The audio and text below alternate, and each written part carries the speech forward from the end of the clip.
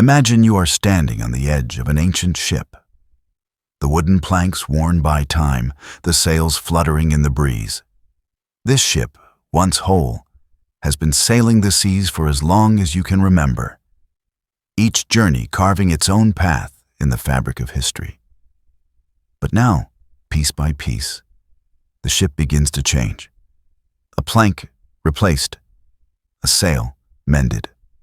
One by one, the parts that were once part of this vessel are slowly being swapped out for new ones, until, at last, you are left with a ship that is completely different. But here lies the question: is it still the same ship? Can something lose its parts and yet remain whole? You feel the weight of this paradox settle into the quiet space between your thoughts. The ship of Theseus. The problem, it seems, is not just about wood and nails, but about the very nature of identity. What is it that makes something what it is? Is it the sum of its parts or something else entirely? As you drift deeper into thought, you realize the paradox is not just a theoretical puzzle. It is a question you confront every day of your life. How many times have you changed, piece by piece? How many moments, thoughts, or experiences have been replaced, altered, and yet you still call yourself the same person? Is it the body that defines you, the mind, or the soul? If each part of you is constantly changing, at what point do you cease to be you? Or, perhaps more hauntingly, do you ever stop being you? The ship of Theseus is not confined to ancient metaphors. It whispers through your own journey, through the changes you've undergone, the lives you've lived. Every breath is a renewal, and yet you are still you. Now, think of the ship. What if, after all the pieces are replaced, the original parts, broken and worn, are reassembled into another vessel? Which of these two ships is the real ship of Theseus? Or perhaps, do both claim the title? And if you could find your own original parts, would you still recognize yourself? Or would the parts that made you, now fragmented, feel foreign, distant, like an echo from a time long gone? What if, in truth, neither ship is the same as the other? What if both are equally real and equally different, yet both carry within them the same essence? An essence not found in the pieces, but in the journey, in the history, in the experiences lived. The ship's soul, if it had one, would be in the water it sailed, in the winds it caught. And so it is with you. Perhaps it is not the pieces that make you who you are, but the journey, the experiences, the memories, the quiet moments of transformation, always changing, always flowing, yet always somehow, undeniably you. As you lie here, the paradox settles gently into the space around you, comforting in its mystery. It reminds you that you are always becoming, always renewing. The ship may change, but the journey remains. And in the quiet, as your thoughts begin to quieten too, you realize that this paradox, this beautiful uncertainty, is not a riddle to be solved. It is a dance, a soft and fluid rhythm, one that you move with step by step. Imagine for a moment that you are walking toward a distant horizon. It's just within reach, so close you can almost feel it, taste it in the air. You take your first step, but then something strange happens. You are told that before you can reach the horizon, you must first walk half of the remaining distance. You think this is easy enough, and so you step forward, covering half the ground. But then you're told again, before you can reach the horizon, you must now walk half of the remaining distance. And so you walk once more, another smaller step. You find yourself repeating this over and over. Half the distance, then half again, but never quite reaching the horizon. The paradox whispers softly, like a riddle wrapped in the folds of time. How can you ever reach the horizon if there are always infinite steps between where you are and where you want to be? This is Zeno's paradox, the infinite divide, a paradox that is as old as philosophy itself, yet as relevant as the very ground beneath your feet. You may find it perplexing, unsettling even. For how is it that you can walk and yet never arrive? How can something so simple as a walk become a journey with no end? But listen closely. In the silence of this paradox, a profound truth emerges, one that stretches deeper than the idea of motion. The paradox does not simply ask how we move through space, but how we perceive time. Each step you take is both finite and infinite, both real and imagined. You move through the present, step by step, but with each step, the future continually unfolds, further and further into the distance, until it seems that the end, the destination, will always remain just out of reach. Perhaps the paradox is not about movement, but about how we experience it. We are creatures of anticipation, always expecting what is ahead, always thinking that the end is coming, but never realizing that in each moment we are already there, in the middle of our journey, already living the life we seek to reach. The infinite divide is not the enemy of progress. It is the fabric of it. There is a rhythm to it, a dance in each step, a movement that is both infinite and whole. It is not about arriving, it is about becoming. And so, as you lie here with your breath slow and steady, think of the steps you have taken in your life. Perhaps you too have felt as if you are walking towards something, but never quite arriving. Maybe the horizon feels endlessly distant, always beckoning, always out of reach. But what if, in truth, you've already walked that distance, over and over, through each step, through each breath?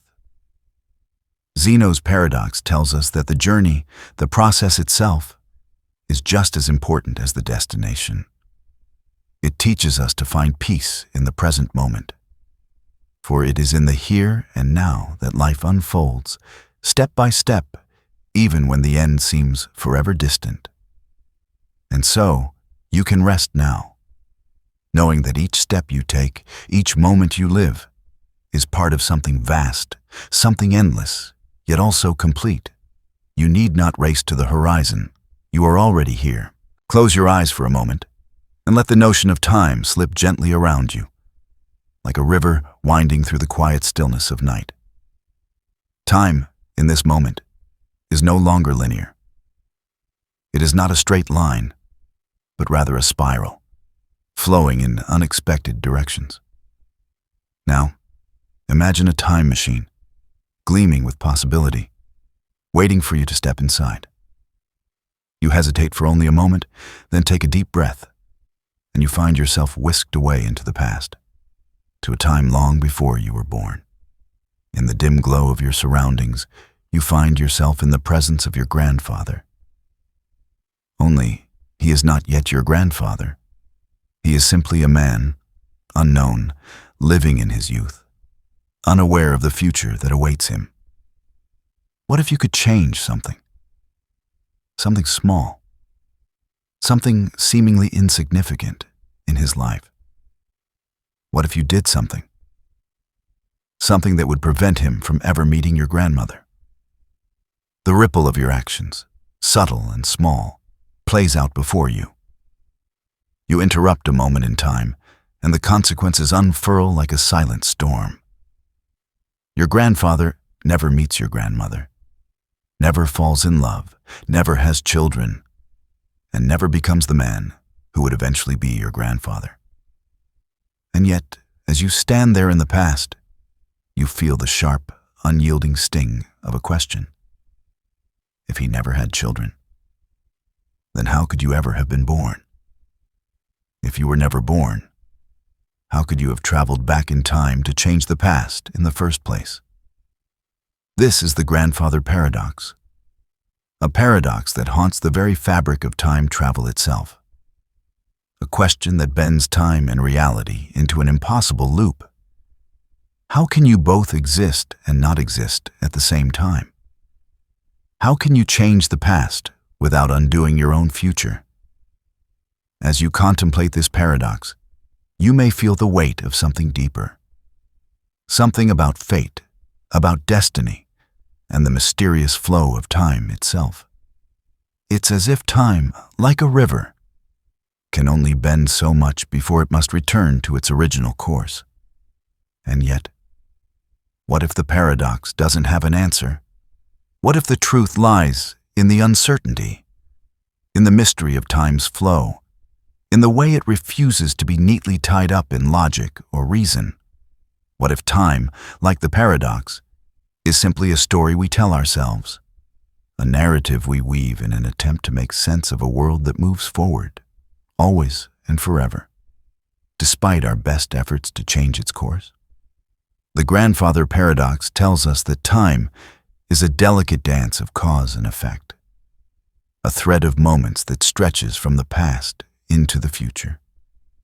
But in the silence of this paradox, there is a deeper truth, that perhaps it is not our attempts to change time that matter, but the way we live within it, the way we breathe with its rhythm, and the way we find meaning in each fleeting moment. And now, as you let the weight of this paradox settle into your mind, know that time does not need to be understood to be lived. It simply needs to be felt, step by step, moment by moment. Questions, like the river, will continue to flow. But in this moment, as you lie here in the stillness of the night, you are already living in the answer. You exist. You are part of this dance, part of the infinite flow. And that is enough. Close your eyes again and let the quiet wash over you, like the calm of a deep, endless ocean. Imagine that for a moment. Everything you think, everything you feel, is a result of a choice you made. The very act of thinking, of being, is yours to control, free and unburdened by outside forces. You are free to move, to decide, to shape your world with the power of your own will. But then a thought begins to stir. If you are free, then why do you sometimes feel as if you are being pulled by invisible strings? Why does life sometimes seem to unfold before you as though it has already been written, like a story whose end you cannot escape, no matter how hard you try? This is the paradox of free will. A paradox that asks us to look inward, to question the very nature of our decisions. Are we truly free? Or are we simply responding to the world around us, reacting to forces beyond our understanding? Imagine, for a moment, that you are standing at a crossroads. Before you are two paths, each leading in a different direction. You stand still, feeling the weight of choice heavy in your chest. Your mind races. One path promises security, stability, the known. The other is unknown, mysterious, perhaps even dangerous. Your heart sways, unsure of which to take. In this moment, you might feel as if you are the captain of your soul, that the decision lies entirely in your hands. But then, as you stand there, a thought arises. Is your choice truly yours? Are you not influenced by the past? The lessons you've learned, the fears you carry, the desires that tug at your heart? What if, deep down, your choice is already determined, shaped by forces outside your control? And in that stillness, you realize something profound. The paradox of free will is not simply about choice. It is about the illusion of control. You are free, yes, but your freedom is shaped by countless invisible forces. The way you were raised, the culture you are part of, the biology of your brain, the very fabric of existence itself. The more you try to grasp at your freedom, the more you see how much of it slips through your fingers like sand in the wind. But here's the deeper truth. In the paradox, there is beauty. Perhaps free will is not about being able to choose without influence, but about the awareness of those influences, the recognition that, in each moment, you still have the power to decide how to respond to them. You are not controlled by your circumstances, but rather, you are invited to dance with them. The paradox teaches you that freedom is not about having no constraints, but about finding peace in the dance of control and surrender, of choice and acceptance. It is the quiet space between the two, where you find your true power. So let yourself rest now, knowing that you are both free and not free, and in that balance, there is peace. You are enough, just as you are. Every step you take is a choice, no matter how small, and that is a journey worth taking. Imagine, if you will, a small object. A book, perhaps, worn with time, its pages curling at the edges, its cover soft from the touch of countless hands. Now, imagine that this book is not just a book. It is a key to a time long before, and yet it is also a key to the future.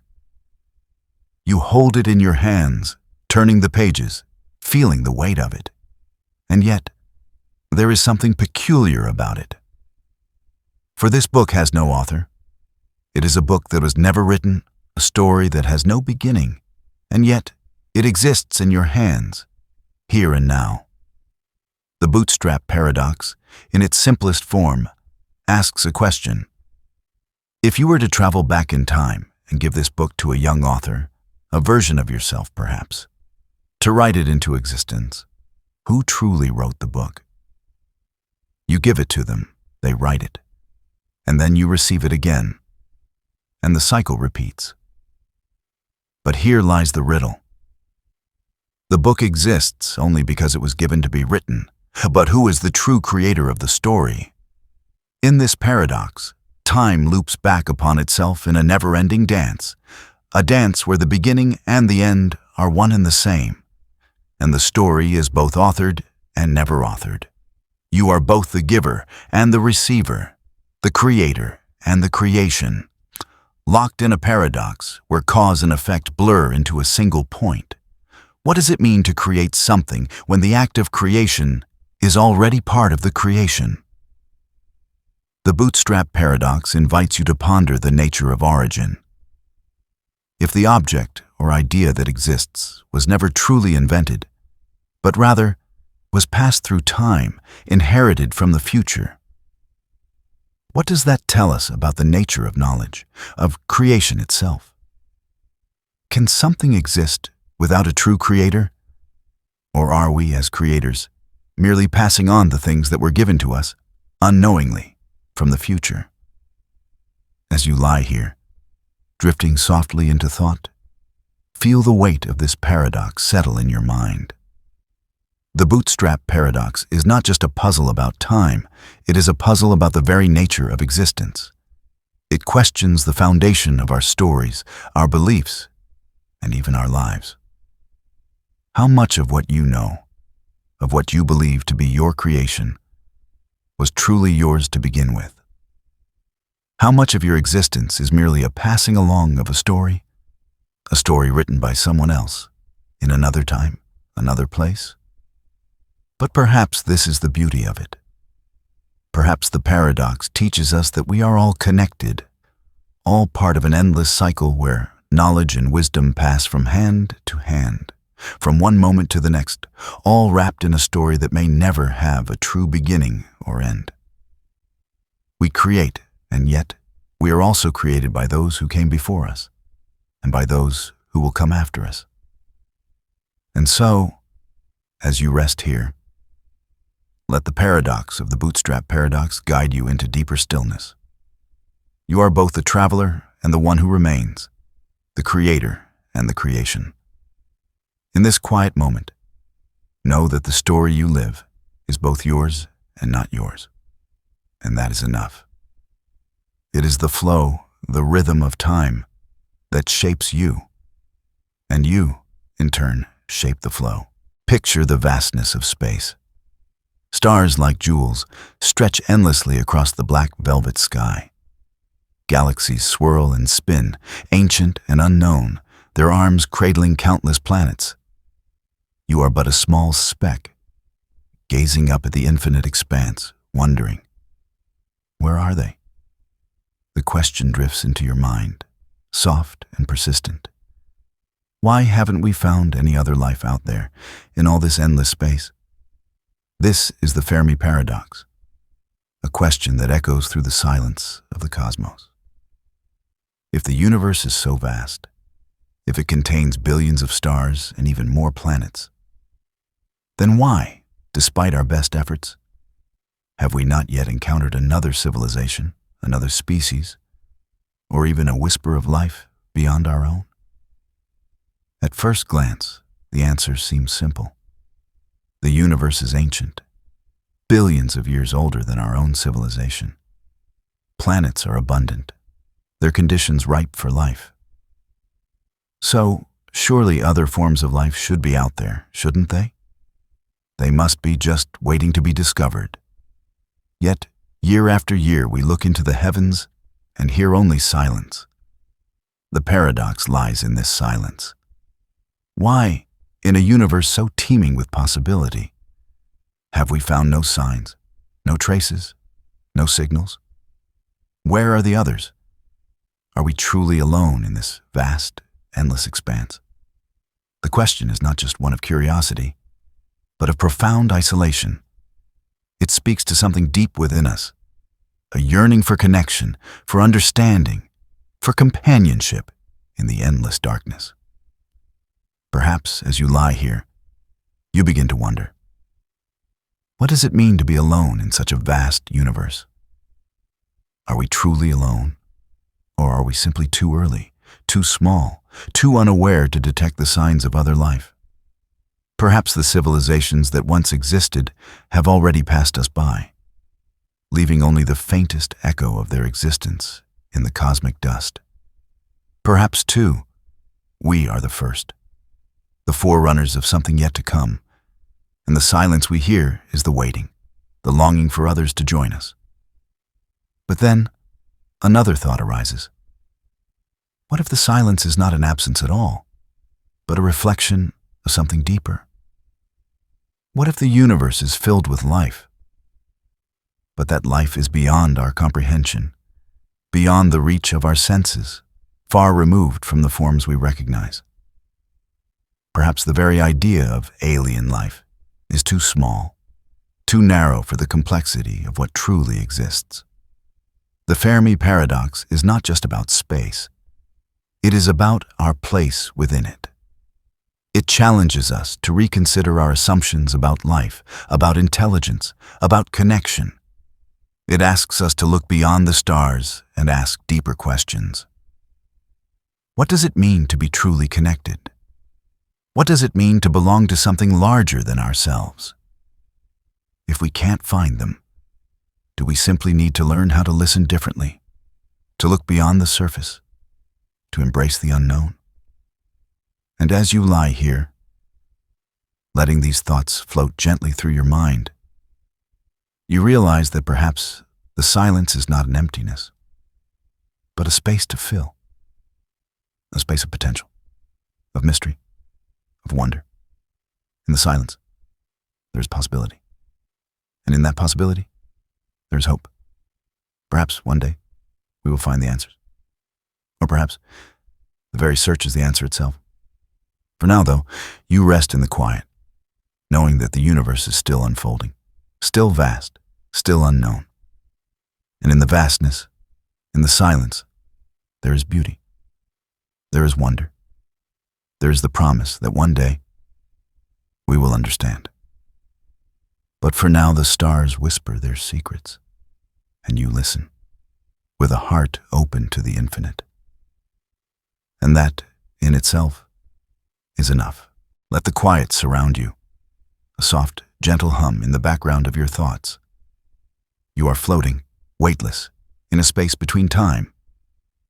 Imagine, for a moment, that you encounter a statement, a simple one, A man stands before you, his eyes earnest, his voice steady, and he says, "I am lying." In that moment, the world seems to bend.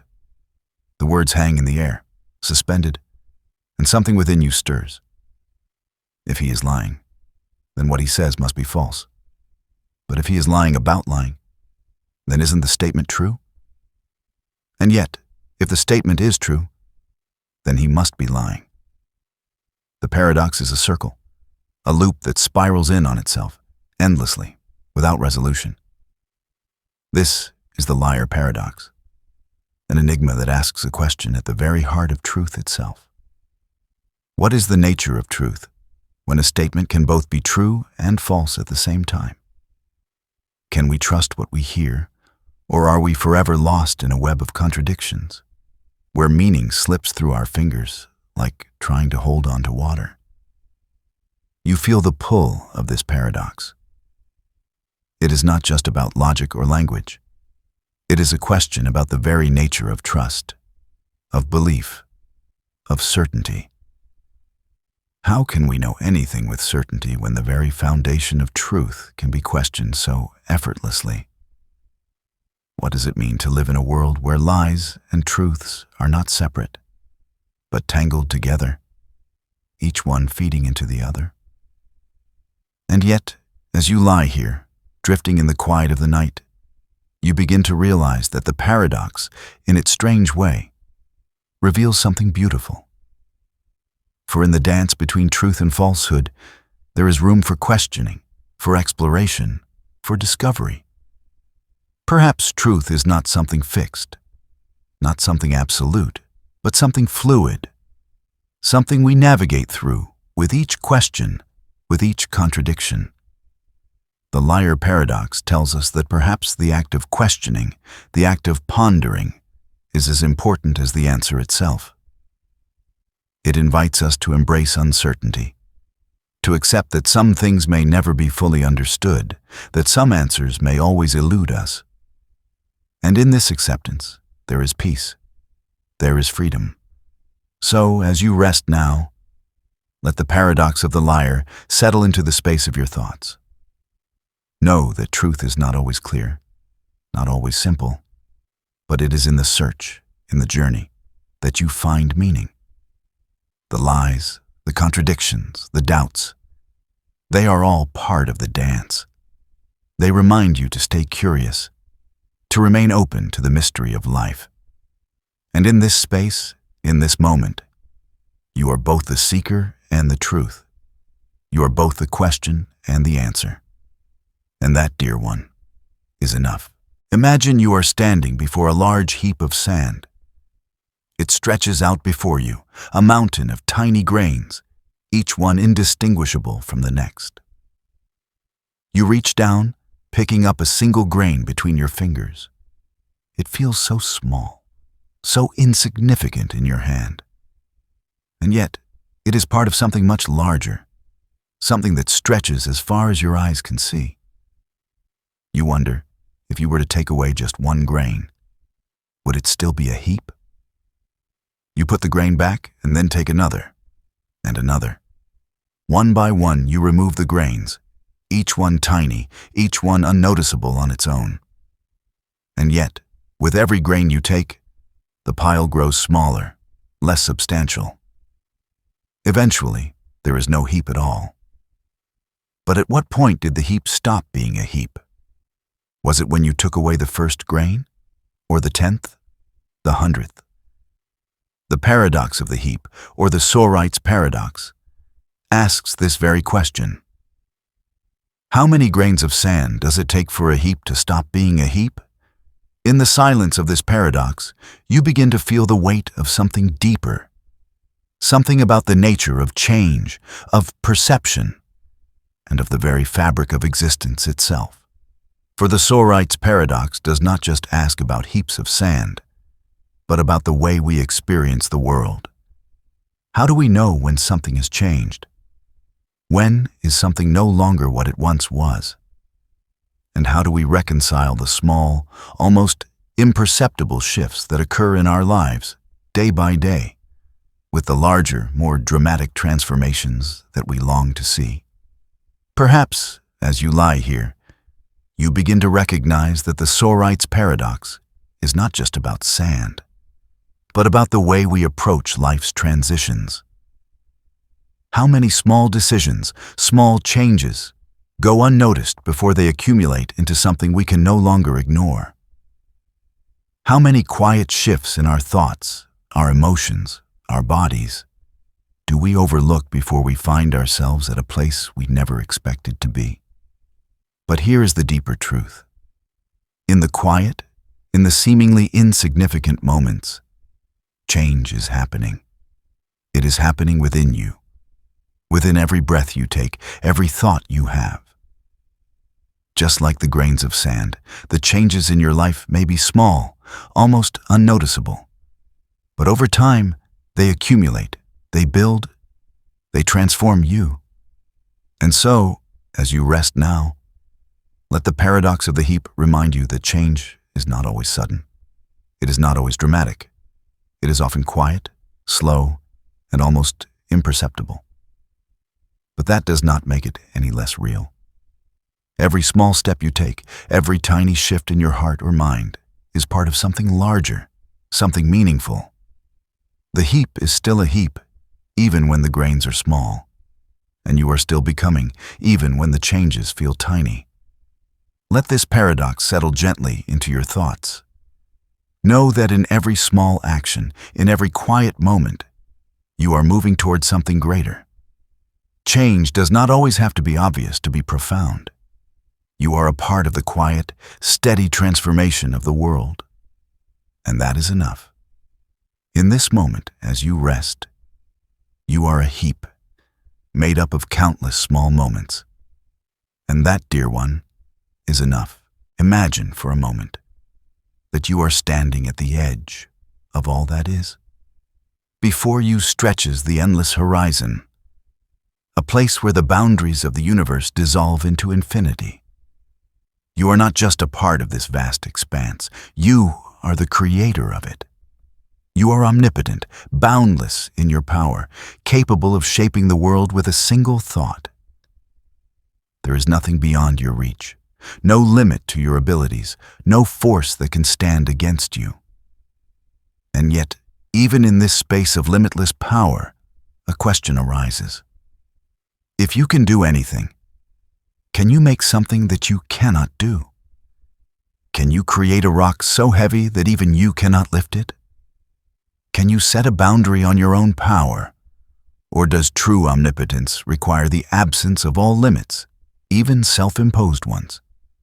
This is the paradox of omnipotence, the paradox that asks, if a being is all-powerful, can they make themselves powerless? If they can do anything, is there anything that they cannot do? And if there is something they cannot do, does that mean they are not omnipotent after all? The question is not just about power. It is about the very nature of limits. Can true power exist in a world without boundaries? Or is power only meaningful because of its limitations? If there is no limit, does power lose its meaning? Is there any sense in being all-powerful if there is nothing to challenge you, nothing to strive against? As you lie here, drifting through these thoughts, you begin to realize that the paradox is not just about a hypothetical being or a distant idea. It is about the very nature of control, of freedom, of what it means to be in command of your own life. How many times have you felt powerless, despite all your desires for control? How many moments have you longed to change something, to reshape the world around you, only to find that there are forces greater than your own will, forces you cannot control? But perhaps this is where the paradox holds its greatest truth. That power is not in the absence of limits, but in the way we move with them. It is not in being able to do anything, but in knowing what to do with what we can. The greatest power does not lie in being able to shape everything, but in accepting that there will always be things beyond our control, and still choosing to act to create, to live. The paradox of omnipotence, then, is not a riddle to be solved, but a reminder that true strength lies not in endless power, but in the acceptance of our own humanity, our own limitations. It teaches us that even in the face of the infinite, we are still capable of creating meaning, of shaping the world with the choices we make, no matter how small. And as you rest now, in the stillness of the night, let this paradox guide you. Know that you are powerful not because you are without limits, but because you are willing to work with them, to create within them, to find your way even when the path is unclear. The true strength, dear one, is not in being all-powerful, but in knowing that you are enough, just as you are. The limits of the world may be vast, but within you, there is a quiet strength that is all your own. Imagine, if you will, a quiet town, its streets empty as the sun sets behind the hills. There is a rumor, a strange one, spreading through the town. An execution will take place, a hanging, but the exact day and time of it remain a mystery. The judge, wise and stern, announces to the townsfolk that the prisoner will be executed on one of the next 5 days, but not on the first day. And, most mysteriously, the hanging will take place at noon, but it will be a complete surprise to the prisoner. The townspeople gossip, perplexed by this strange ruling. "It can't happen," they say. If the prisoner knows that the hanging is to happen on one of the 5 days and it can't happen on the first day, then surely the prisoner will anticipate it by the 4th day. And so, it can't happen on the 4th day either, because they will have already anticipated it, just as on the 3rd and 2nd. The execution, then, must be on the last day. But then, wouldn't it be expected? Wouldn't it lose the element of surprise? And so the paradox takes shape. If the prisoner can predict the execution will never happen unexpectedly, then surely it cannot happen at all. But when the execution happens on the last day, exactly as the judge decreed, the paradox becomes clear. The prisoner is hanged, and it is, in fact, a complete surprise.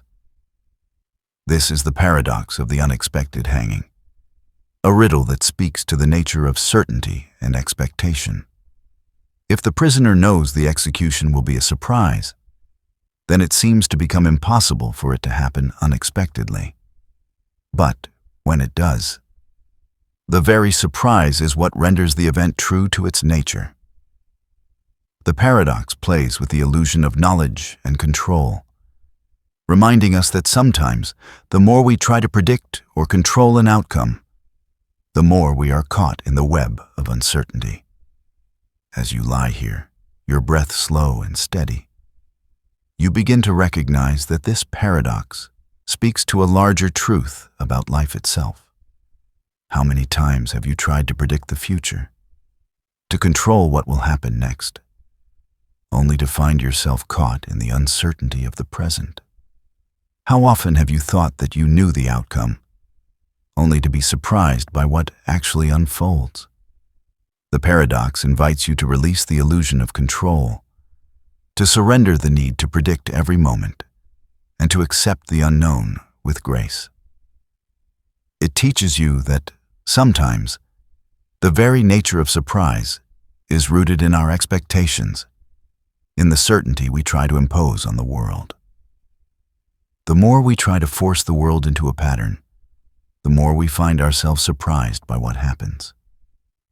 But within this paradox, there is a soft comfort, a reminder that life's most profound moments are often those we do not expect. The hanging may be a surprise, but it is not cruel. It is simply life's way of reminding us that no matter how much we prepare, how much we predict, the present moment will always hold something unknown, something beyond our control. And so, as you rest here, allow the paradox of the unexpected hanging to settle into your thoughts. Know that life is full of surprises, and that is what makes it rich, makes it beautiful. You do not need to know the outcome of every moment to find peace. You do not need to predict the future to live fully in the present. In this stillness, there is grace in the unknown, and peace in the unexpected. Imagine for a moment that you are standing at the control lever of a trolley. Before you stretches a track, and ahead, 5 people are tied down, unaware of the impending danger. The trolley is speeding toward them, and there is no time to stop it. But there is a choice, a decision to be made. To your right, another track stretches out, but on it, just one person is tied down. You stand at the lever, heart racing, and the question is posed to you. Do you pull the lever and redirect the trolley to the track where only one person will be harmed, saving the 5 on the other track?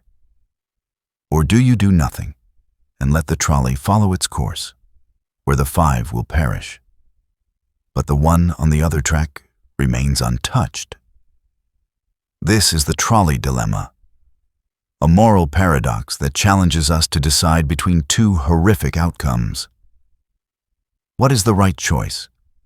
Is it better to sacrifice 1 life to save 5? Or should we do nothing, allowing fate to take its course and bear no responsibility for the result? In this moment, time seems to stretch. The weight of the decision presses down on your chest, each second heavier than the last. But the paradox asks something deeper. Does the value of a life change depending on how we act? Or is the value of a life intrinsic, constant, no matter the circumstance? If you pull the lever, you are actively choosing who lives and who dies. Does that make you morally responsible for the loss? Or does it make you a hero, someone who made the hardest choice to minimize harm? But there is a twist. For the trolley dilemma is not just about numbers. It is about intention. You are not simply a passive observer, detached from the events. You are the one who has the power to change the outcome. And with that power comes the weight of decision, deciding whether your choice will be for the greater good, or if it will only serve to deepen your burden. The paradox lies in the uncertainty of your own moral compass. Are we bound by the consequences of our actions, or by the intentions that drive us? As you lie here, allowing the questions of the trolley dilemma to drift through your mind, you realize that this paradox is not just about making a decision in an emergency. It is about how we navigate the choices in our everyday lives.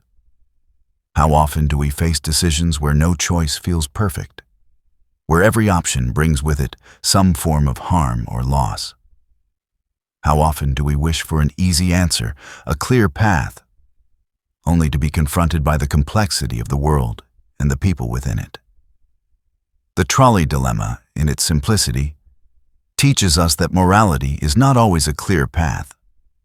Sometimes the right choice is not obvious, and the consequences of our actions ripple outward in ways we cannot foresee. But perhaps the beauty lies in the awareness of this complexity, in the willingness to question, to reflect, to confront the choices we make. And so, as you rest now, let the paradox of the trolley dilemma settle gently in your mind. Know that life is full of choices, some difficult, some painful, but all significant. In each moment, we are given the chance to choose, to act with intention, or to remain still. The weight of the decision is real, but so is the peace that comes from knowing that we too are part of the intricate web of humanity, where every choice, every action, ripples out into the world. In the end, perhaps it is not the decision that defines us, but the way we face it. With compassion, with humility, with awareness of the lives that surround us. Imagine, if you will, that you are observing a small, quiet room. In the corner of the room sits a raven, its dark feathers glistening in the soft light. You know, from all the studies you've read, that the raven is a bird known for its cleverness, its silent, watchful gaze. But you are not merely watching the bird. You are observing a greater mystery. You are engaged in a search for truth. The search, however, is not about the bird itself, but about the concept of confirmation. You see, you have been told that all ravens are black, and you set out to confirm this statement. Every time you see a black raven, you confirm the truth of the statement. But there is something strange, something unsettling about this search. For every time you see something that is not a raven, something unrelated, a red apple, a blue car, you also confirm the statement, all ravens are black. But how can that be? How does the presence of a non-raven, an object that has no relation to the raven at all, serve to confirm the truth of a statement about ravens? This is Hempel's paradox, or the paradox of the ravens, a puzzle about how we gather evidence, how we confirm what we believe to be true. Every black raven seems to support the idea that all ravens are black. But every unrelated object that is not a raven also seems to support that same idea, in ways that feel, well, wrong. How can the existence of something irrelevant to the statement still serve to confirm it? In the silence of this paradox, you feel the weight of the question. What does it truly mean to confirm something? What does it mean to seek proof of a statement? And what does it mean when the evidence you gather doesn't always align with your expectations? The paradox speaks to something deeper, something about the way we understand truth and the ways we search for it. Can we ever really know something with certainty? Or are we always drawing conclusions from incomplete or irrelevant evidence?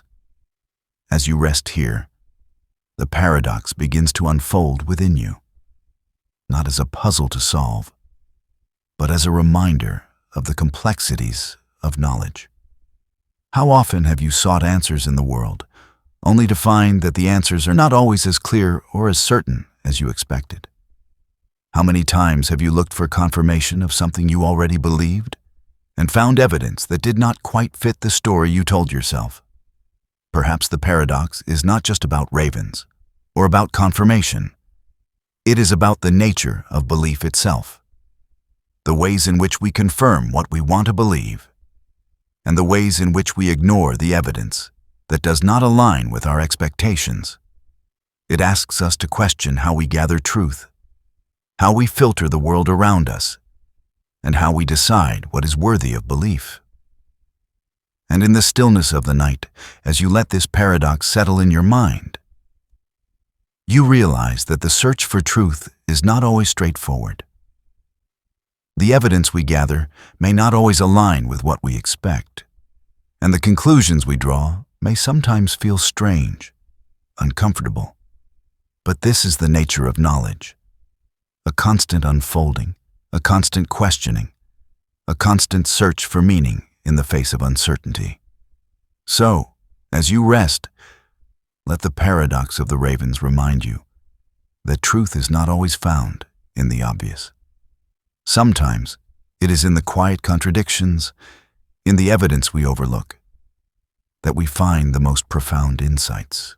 Picture for a moment a quiet room filled with shelves upon shelves of choices. Each shelf is lined with options, choices of color, of design, of style. You stand at the center, overwhelmed by the endless possibilities. A shirt, a pair of shoes, a book, each with its own allure, its own promise. You move from one shelf to the next, each time asking yourself, which one is best? Which one will bring me the most joy? But as you consider each choice, you begin to feel a strange weight in your chest. The more you look, the more options you have, the more uncertain you become. The perfect shirt slips further from your grasp as you are drawn into the vortex of possibilities. What if the other shirt is better? What if the shoes on the next shelf are a better match? The weight of too many choices begins to cloud your mind, leaving you unable to make a decision, unsure of what will truly satisfy you. This is the paradox of choice, a paradox that asks us, does having more choices make us happier? Or instead, does it make us less content, more anxious, more unsure of what we truly want? The more options we have, the more freedom we are granted. But at what cost? Are we free, or are we trapped in a maze of endless possibilities, unable to find our way out? As you lie here, breathing slowly, the paradox begins to unfold gently in your mind. You realize that the question is not just about shopping or decisions, it is about life itself. How often do we find ourselves paralyzed by the sheer number of choices before us? How often do we chase after the perfect path, the perfect job, the perfect partner, only to find ourselves overwhelmed, lost in the endless search for something that seems to always be just out of reach? But here's the truth. The paradox of choice teaches us that too many options can lead to greater dissatisfaction, not greater happiness. The more we are given to choose from, the more we are reminded of what we do not have, of what could be. We begin to wonder if we've chosen the right thing, or if something better is just waiting for us around the corner. It is not the choice itself, but the fear of missing out, the anxiety of making the wrong decision, that drains our happiness. And yet, in this realization, there is freedom. For if happiness does not lie in the perfect choice, but in the acceptance of what we have, then we are free to choose without the weight of perfection. Happiness is not found in the pursuit of endless options, but in the quiet contentment of knowing that, in this moment, what you have chosen is enough. As you rest now, let this paradox settle into your thoughts. You do not need endless options to be happy. You need only to accept what is before you, to embrace the choices you have made, and to find peace in them.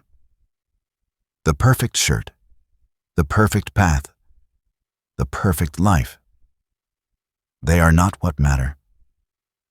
What matters is the freedom to choose, the freedom to let go of the need for perfection, and the peace that comes from knowing that what you have is enough.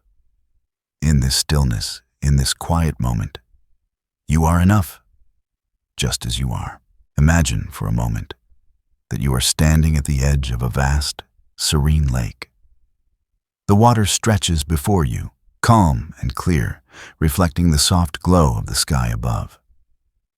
You watch as someone approaches, holding out a helping hand, offering you their support. You see the kindness in their eyes, the warmth of their gesture. They are offering something selflessly, with no expectation in return.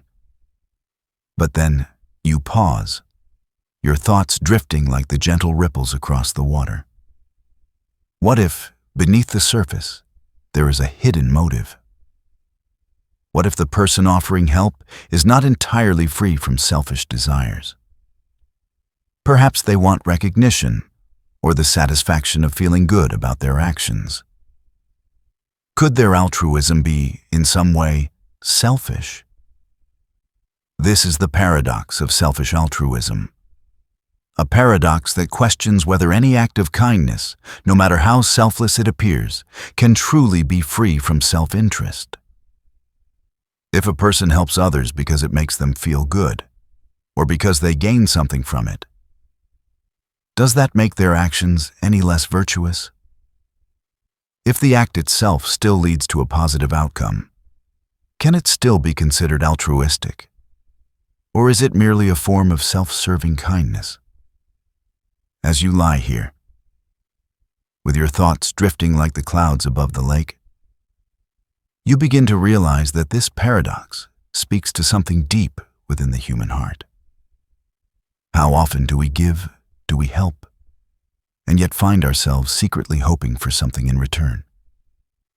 We may offer a gift, a word of encouragement, or our time, but sometimes, in the quietest corners of our hearts, we long for recognition, for gratitude, for the warm glow of self-satisfaction. But perhaps the beauty of this paradox lies in the recognition that even when our actions are tinged with self-interest, they still lead to something good. Perhaps the true value of altruism does not lie in the purity of the intention, but in the positive impact of the action. After all, if our acts of kindness lead to joy, to relief, to a moment of light in someone else's life, does it matter if part of us feels good in the process? The paradox of selfish altruism reminds us that no action is completely free from some degree of self-interest. It is a part of being human, a part of the complex web of emotions, motivations, and desires that make us who we are. And yet, even with this recognition, there is still goodness in the act itself. Even if there is a selfish element, the kindness remains real. The love, the help, the care, they still carry value, still create ripples of change in the world. As you rest here, let this paradox settle into your heart. Know that it is okay to have a mix of motives, to help others, to care, and to also find something within yourself in the process. You are human, and that is enough. The kindness you offer, no matter the motive, has value, and in that, there is beauty. You do not need to be perfectly selfless to make a difference. Your actions, your kindness, and your love are enough, just as they are. And in this quiet moment, as you embrace your own humanity, you find peace. The paradox reminds you that even in the complexity of your motives, there is beauty in the act of giving. Imagine for a moment that you are standing on a brightly lit stage. The lights shine down on 3 closed doors before you, each one as mysterious as the next. Behind one of the doors is a shiny, beautiful car, a prize that promises to change everything. Behind the other 2, there are goats, nothing more than humble, unremarkable goats. You stand there, full of anticipation, knowing that you must make a choice. Which door will you choose? The first? The second? Or the third? You feel the weight of the moment. Your fingers hover above the door handles, your heart racing with the uncertainty of what lies behind each one. Now, imagine that the game show host, Monty Hall, steps forward. He knows what's behind each door, and he asks you a question that will alter the course of the game. You've chosen a door, he says. But before we open it, I'm going to reveal one of the other doors, one that has a goat behind it. He opens one of the 2 remaining doors, and sure enough, there's a goat, standing quietly behind it. Monty looks at you with a small smile. Now, do you want to stay with your original choice, or do you want to switch to the last remaining door? At first, it seems like a simple decision, doesn't it? Why would you switch when you've already chosen? But the paradox quietly takes root in your mind. Should you stay? Or should you change your choice? The Monty Hall paradox, as it is known, asks this very question. Is it better to stick with your initial choice? Or does switching actually give you a better chance of winning the car? Intuitively, it feels like your odds are 50-50, right? But in reality, the probability is not so simple. In this game, the key lies in the fact that Monty, who knows what's behind each door, has already provided you with crucial information. When he opens a door to reveal a goat, he is effectively narrowing down the options for you. If you stay with your original choice, you are still left with the same odds of 1 in 3. But if you switch, Your odds increase to 2 in 3 because Monty has already eliminated one of the losing options for you. The paradox is not in the decision itself, but in the counterintuitive nature of the solution. It seems strange, almost impossible, that switching gives you a better chance. But the math, quiet and firm, reveals its truth. As you lie here, in the stillness of the night, this paradox drifts gently through your mind. How many times in life do we face decisions that feel like a 50-50 choice, only to discover that there is a deeper truth, one that requires us to think beyond our first impulse? How often do we make choices, believing we understand the odds, only to find that the real answer lies in the unexpected, in the hidden variables that we cannot see at first? The Monty Hall paradox invites you to question your assumptions, to challenge your instincts, and to remain open to the possibility that the answer may not be as obvious as it first seems.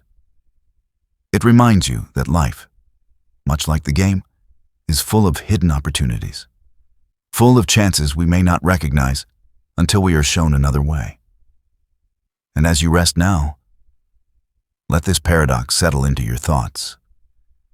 Know that in the complexity of choices, there is always room for learning, for growth, for discovering that things are not always as they seem. Sometimes, the best decision is not the one that feels right at first, but the one that takes us beyond our assumptions and into new possibilities. And in this quiet, restful moment, trust that even when the answers seem unclear, the way forward is often closer than we think. Imagine, if you will, that you are standing in front of a vast, endless library. The shelves stretch far beyond the horizon, filled with countless books, each one representing a set of ideas, a collection of thoughts, or a grouping of concepts. Each shelf contains its own unique collection, its own boundaries, its own structure. But somewhere in the distance, there is a single shelf. This shelf is special, for it contains every other book in the library. It is the shelf of all shelves, the set of all sets. You approach it with a sense of awe. The books on this shelf contain every possible set, all the groups, all the collections, all the ways in which things can be grouped together. You wonder, as you gaze upon this shelf, whether it can truly contain everything. After all, if it contains all sets, doesn't it contain itself? And if it contains itself, then can it truly be a set? Or is it something more than that, something that defies the very rules it is meant to represent? This is the paradox of the set of all sets. A paradox that asks, can there be a set that contains all sets, including itself? The question itself feels both simple and profound. If the set of all sets exists, does it include itself as one of its members? And if it does that mean the set is both a member and a non-member of itself at the same time? The paradox reveals a contradiction in the very idea of a set, challenging our understanding of boundaries and inclusion. As you rest here, your thoughts begin to spiral, much like the paradox itself. What does it mean to belong to something, to be part of a whole? When that whole is so all-encompassing that it includes everything, including itself? Can something contain all that is, and yet still remain a part of that very collection? The question seems to dissolve into infinity, just like the shelf that holds all shelves. Perhaps, as you reflect on this, you begin to understand that the paradox is not just about mathematics or philosophy. It is about the very nature of wholeness and inclusion. How many times have you tried to define yourself, to create a boundary around who you are, only to find that your sense of self is part of something larger, something more expansive? How often do we seek to belong to a group, a collection, only to find that the very idea of belonging is constantly shifting, constantly evolving? as if the very boundaries we create are never fixed, never complete. The set of all sets. Paradox teaches us that some things, like the concept of belonging or inclusion, cannot be fully contained. There is no perfect set, no perfect definition, because the very act of defining something leaves out the infinite possibilities that lie beyond the boundary. And in this realization, there is freedom. For in accepting that boundaries are fluid, that definitions are incomplete, we allow ourselves to be part of something larger, something more expansive than we can even imagine. As you lie here, in the quiet space of the night, let the paradox settle into your thoughts. Know that you are part of something vast, something infinite, even if it cannot be fully contained, fully defined. Your place in the world is not fixed, not limited by the boundaries we often create. You are part of something greater, something beyond understanding, and in that, there is peace. In this moment, rest in the beauty of the paradox. You, like the set of all sets, are both contained and infinite, both part of and beyond everything. And that, dear one, is enough. Imagine you are standing still, looking at an arrow in mid-flight. The arrow is not yet touching its target, suspended in time, its sleek form cutting through the air with quiet grace. And yet, there it is, frozen in motion. You watch it as it moves, and the world around it seems to slow. Now, you begin to think about the arrow. The paradox unfolds softly, like a whisper carried on the wind. If the arrow is moving, how can it ever actually reach its target? In this very moment, it is not at the target, but somewhere between the start and the end. But if you pause time at any given moment, the arrow is simply at rest. It is in one position, poised in the space between the bow and the target. And so the paradox gently wraps around your thoughts. How can the arrow be moving if at any single point in time it is not moving at all? The arrow, suspended in time, is both moving and not moving. How can this be? This is the paradox of the arrow, a riddle that questions motion itself. How can something move when, in every single instant, it is still? It challenges us to think about time, about how we perceive the passage of moments, and how we experience the very flow of life. If we break time into tiny pieces, each one still and unchanging, then how can movement occur at all? As you rest here, you begin to realize that the paradox is not merely about the arrow. It is about the way we experience change, about how time stretches and contracts, and about how we perceive the movement of our lives. Every moment we live is, in a sense, still. Each breath we take, each step we make, is a single point in time, frozen and static. And yet, we know that change is real, that life moves, that we are not where we were yesterday, and we will not be where we are today, tomorrow. Perhaps the paradox invites you to consider that motion is not simply about change, it is about the way we experience it. We move through time not as a series of discrete moments, but as a continuous flow. Each moment, each breath, is both still and moving, both rooted in the present and unfolding toward the future.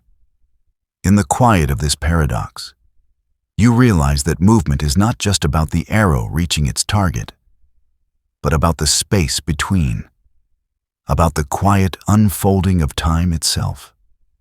As you lie here, in the stillness of the night, think of your own life.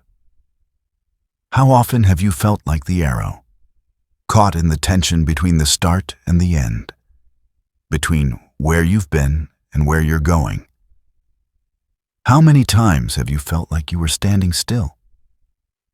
Yet somehow, you've moved so far from where you were before. The paradox of the arrow teaches us that movement is not always about dramatic changes. but about the quiet progress of each moment, each decision, each breath. And in this quiet, in this moment, know that you are both still and moving. You are part of the flow of time, even when it seems that you are standing still. The arrow is both at rest and in motion, and so are you. And that, dear one, is enough. In this stillness, in this peaceful pause, there is motion. There is progress. There is life. And that truly is enough. Imagine, if you will, a vast glowing presence. It is a light so pure, so radiant, that it seems to stretch beyond the boundaries of time and space, reaching into the deepest corners of the universe. This presence is everything: omniscient, omnipotent, omnibenevolent, a being who knows all, can do all, and loves all. It is the divine, the source of all that exists. Now, let your mind wander to the nature of this divine presence. If this being is all-knowing, it knows everything: the past, the future, the deepest secrets of every soul. If it is all-powerful, then it can do anything: reshape the world, bend the laws of nature, create and destroy at will. And if it is all good, then it can only act in love, with no intention other than kindness and compassion. But here, in the stillness of your thoughts, a question begins to stir. If this divine presence is all-powerful, why does it allow suffering? Why does evil exist in a world that it created? If it is all good, why does it permit injustice, pain, and heartache? And if it is all-knowing, does it not already know the suffering that will unfold? How can these divine attributes exist together in harmony when the world around us so often feels broken? This is the paradox of the divine attributes, the tension between omniscience, omnipotence, and omnibenevolence. If a being is all-knowing, can it truly allow suffering? Or does it not intervene because it knows what must unfold? If it is all-powerful, why does it not step in to prevent pain and evil? And if it is all good, why would it allow such cruelty to persist? The paradox challenges the very nature of divinity, suggesting that perhaps the attributes of the divine cannot all coexist in their purest form, at least not in the way we understand them. As you lie here, letting the paradox unfold, you realize that this is not just about the nature of the divine, but about the nature of our world. How many times have we asked why things happen as they do? How many times have we wondered why bad things happen to good people? Or why the world is not as we would wish it to be? How many times have we questioned the presence of suffering, of pain, in a world that seems so full of potential for goodness? The paradox invites you to sit with the uncertainty, to accept that some questions may not have answers that satisfy the mind, but that there is peace in the acceptance of that uncertainty. Perhaps the divine, in its wisdom, sees beyond our limited understanding, embracing a complexity that we cannot fully grasp. Perhaps the very nature of divinity is not in the resolution of all suffering, but in the invitation to live with love, with compassion, in the face of the unknown. And so, as you rest here, let the paradox of the divine attributes settle into your heart. Know that you are part of a world that is both beautiful and broken, filled with both light and darkness. The divine, in its mystery, invites you to love, to live, and to hold space for the unanswered questions, the contradictions, and the complexities that make up life. In this stillness, in this quiet moment, know that you are enough. Your questions, your doubts, your faith, they are all part of the journey. The divine may be beyond understanding, but the love that flows through you is real. And that, dear one, is enough. Imagine for a moment You are handed two envelopes. One is slightly heavier than the other, and both are sealed tight, their contents hidden from your view. The person who hands them to you explains a simple game. One envelope contains twice the amount of money as the other, but you do not know which one holds the larger sum. You choose one envelope, feeling the weight of your decision as you wonder, is this the one with more money? Or could I have picked the other, which might hold twice the amount? The paradox begins to unfurl in your mind. You could open the envelope you've chosen and know the amount inside. But then you realize, if you switch envelopes, you could either gain or lose. What if the one you hold contains a smaller amount? Then, by switching, you could double your money. But if it contains the larger amount, switching would leave you with less. The paradox lies in the question, which envelope should you choose, and why? Should you keep the one you have, or switch, based on the possibility of doubling your money? As you contemplate, something begins to feel strange. The logic of the situation suggests that you should always switch. After all, if one envelope contains half of the other, you stand to gain by switching. But as you dig deeper into the reasoning, you realize the paradox. No matter how much you try to calculate, the logic loops back on itself. It seems that no matter which envelope you choose, the same reasoning can always be applied to switch again, creating an endless cycle of doubt. Can you ever make a choice? Or are you forever caught in the uncertainty of the situation? This is the paradox of the two envelopes. It presents a dilemma that feels as though there is a logical path. But when you try to apply it, the reasoning simply leads you in circles. Should you switch, or should you stay? The more you think about it, the less certain you become. The more you analyze it, the less you feel any closer to an answer. The paradox quietly reveals that, sometimes, even the most logical-seeming choices are filled with uncertainty. As you lie here, the paradox begins to settle into your thoughts.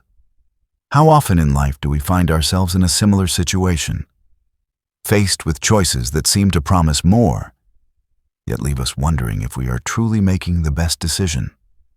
How many times do we feel compelled to switch paths, to chase after something that seems better, only to find ourselves back at the beginning, uncertain of whether we made the right choice? Perhaps the paradox of the two envelopes speaks to the nature of human desire. Always seeking more, always wondering if there is something better just beyond the horizon. It teaches us that uncertainty is a part of life, that no matter how much we calculate, no matter how much we analyze, there will always be moments when we are unsure of the path we've chosen. And that is okay. In the stillness of this paradox, there is peace in the uncertainty. There is beauty in the not knowing. The choice is yours, but the journey is not about being certain.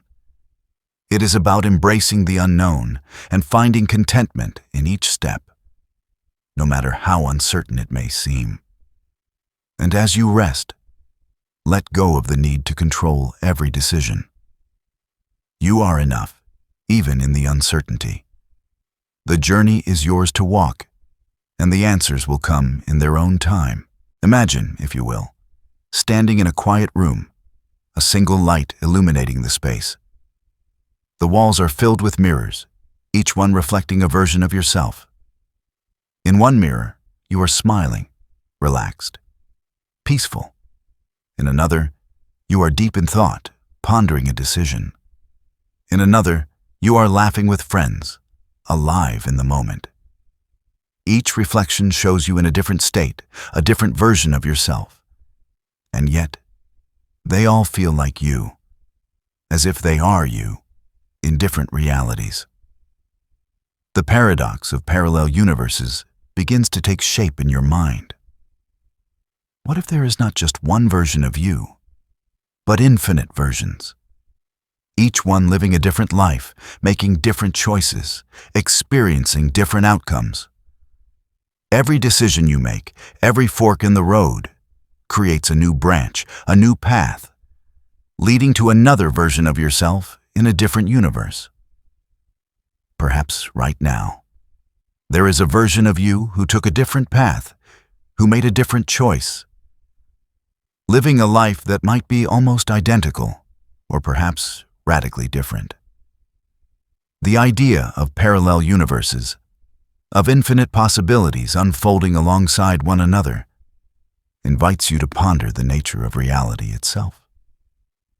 If every choice we make creates a new version of ourselves, how do we understand the real us? Is the version of you that you know the only true one? Or are all these versions, scattered across the infinite branches of the universe, equally real? Can all of them be you, and yet none of them be the full picture? As you lie here, letting the paradox settle within you, you realize that this is not just a question about parallel universes. It is a question about the nature of identity, of self, of existence. How often do we wonder who we really are? How often do we look at the lives we lead, the choices we make, and ask, what if I had chosen differently? What if there were a version of me who had taken that leap, who had said yes instead of no, who had followed a different dream? The paradox gently suggests that there may be infinite versions of you, each living out the possibilities of your choices, each one equally valid. Perhaps the real you is not a single, fixed identity, but a constellation of possibilities, a dance of different paths, each one contributing to the whole of who you are. Perhaps the choices you've made, each one big and small, have created a life that is uniquely yours, but no less real than any other version of you in any other universe. And yet, there is peace to be found here. For in this paradox, there is the comfort of knowing that you are not just one person, one path, one possibility. You are the sum of many moments, many choices, many lives, each one unfolding into the next. Every path you've walked, every choice you've made, has shaped the person you are today. As you rest in the quiet of this thought, let the paradox remind you that you are part of something vast, something infinite. You are not defined by one path, but by all the paths you could have taken. And in the mystery of the parallel universes, there is freedom, a freedom to embrace who you are now, while knowing that the person you are in every possible universe is still you.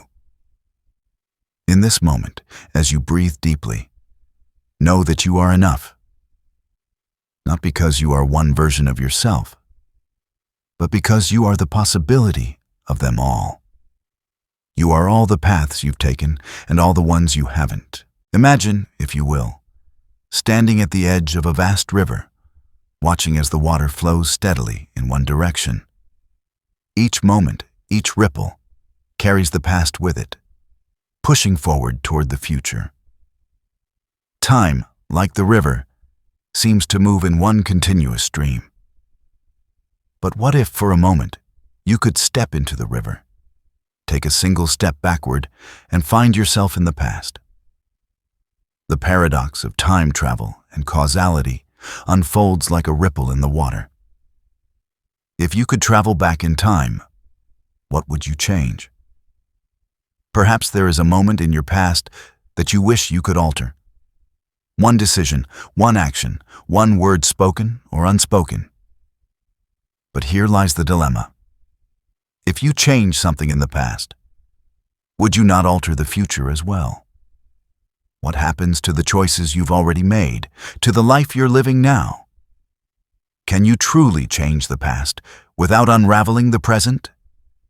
Or is the future already set in motion by the very act of time travel? This paradox pulls at the threads of causality, the chain of events that connect the past to the present and the present to the future. If you go back and alter something, the ripple effect spreads, changing everything that comes after. But then, if your actions in the past change the present, does that not alter the very reason for your decision to travel back in the first place? Could you, in essence, cause a contradiction, a loop where you are both the creator and the destroyer of your own journey? As you rest here, the paradox begins to unfurl in your mind. How often do we look at the past and wish we could rewrite it, wishing for a different outcome, a different choice? How many times do we imagine how our lives might have been if only we had done something differently, if only we could go back in time? And yet, in that moment of yearning, we realize the complexity of time, how one small change could ripple out, touching everything, altering the future in ways we cannot possibly understand. The paradox of time travel reminds us that time is not a simple, linear path, but a delicate web of cause and effect.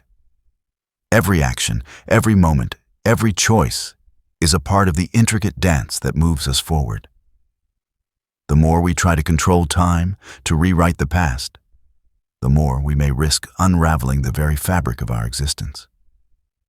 And yet, within this paradox, there is peace. For we cannot change the past, but we can change how we live in the present. The future may be uncertain, but the power to shape it lies not in time travel, but in the choices we make now. Each moment we live is a step in the river, flowing forward, carrying us with it. And while we cannot turn back, we can move forward with intention, with love, with the knowledge that every step we take is part of the journey. As you lie here, breathing softly, let the paradox of time travel settle into your heart. Know that the past cannot be rewritten, but that the present is yours to shape. You are not bound by the past, nor are you held captive by the future. In this moment, you are free to choose, free to move forward, free to embrace the flow of time. Imagine, if you will, a great wheel, turning endlessly in the vast expanse of the cosmos. This wheel, ancient and infinite, carries all things upon it: your life, the lives of those you love, the stars in the sky, the rise and fall of civilizations. The wheel spins, and with each turn, everything repeats, everything returns. The paradox of eternal return invites you to ponder a concept that stretches far beyond the boundaries of time. If time is truly eternal, and if all things return in an endless cycle, then every moment of your life, every joy, every sorrow, will come back to you again, infinitely. Every choice you make, every path you take, will be repeated for all eternity, in a never-ending loop. This paradox begins to unfurl like a ribbon in your mind. If your life is destined to repeat endlessly, what does that mean for the choices you make? If every moment you experience will return, in some form, over and over again, does that give meaning to your actions? Or does it strip them of significance? If you knew that your life, with all its trials and triumphs, would repeat again, would you live it any differently? Or would the knowledge of its repetition make it feel less precious, less unique? As you lie here in the quiet of the night, you realize that this paradox is not just about time. It is about the nature of life itself. How often do we look at the choices we've made, the moments we've lived, and wonder if they truly matter? How often do we long for meaning, for purpose, in a world that sometimes feels endless, repetitive, and without end? Perhaps the paradox of eternal return teaches us that the repetition of life does not diminish its value. On the contrary, it is in the repetition that meaning is found. Every moment, every choice, every feeling is an opportunity to live fully, to embrace the now, knowing that it is both fleeting and eternal. It is not the uniqueness of a moment that gives it meaning, but the depth with which we experience it. The love we give, the kindness we show, the joy we find in the present. The paradox suggests that life is both infinite and finite, both eternal and transient. It asks us to live with the understanding that time, in its endless flow, is a gift to be cherished, not because it is the only one we have, but because it is one that will return again and again, offering us the chance to live with intention, to choose with love, to embrace every moment as if it is both the first and the last. And so, as you rest here, let the paradox of eternal return settle into your heart. Know that life, in all its beauty and complexity, is both precious and infinite. The choices you make, the love you share, the moments you live, they are not fleeting. They are eternal, always returning, always finding their way back to you.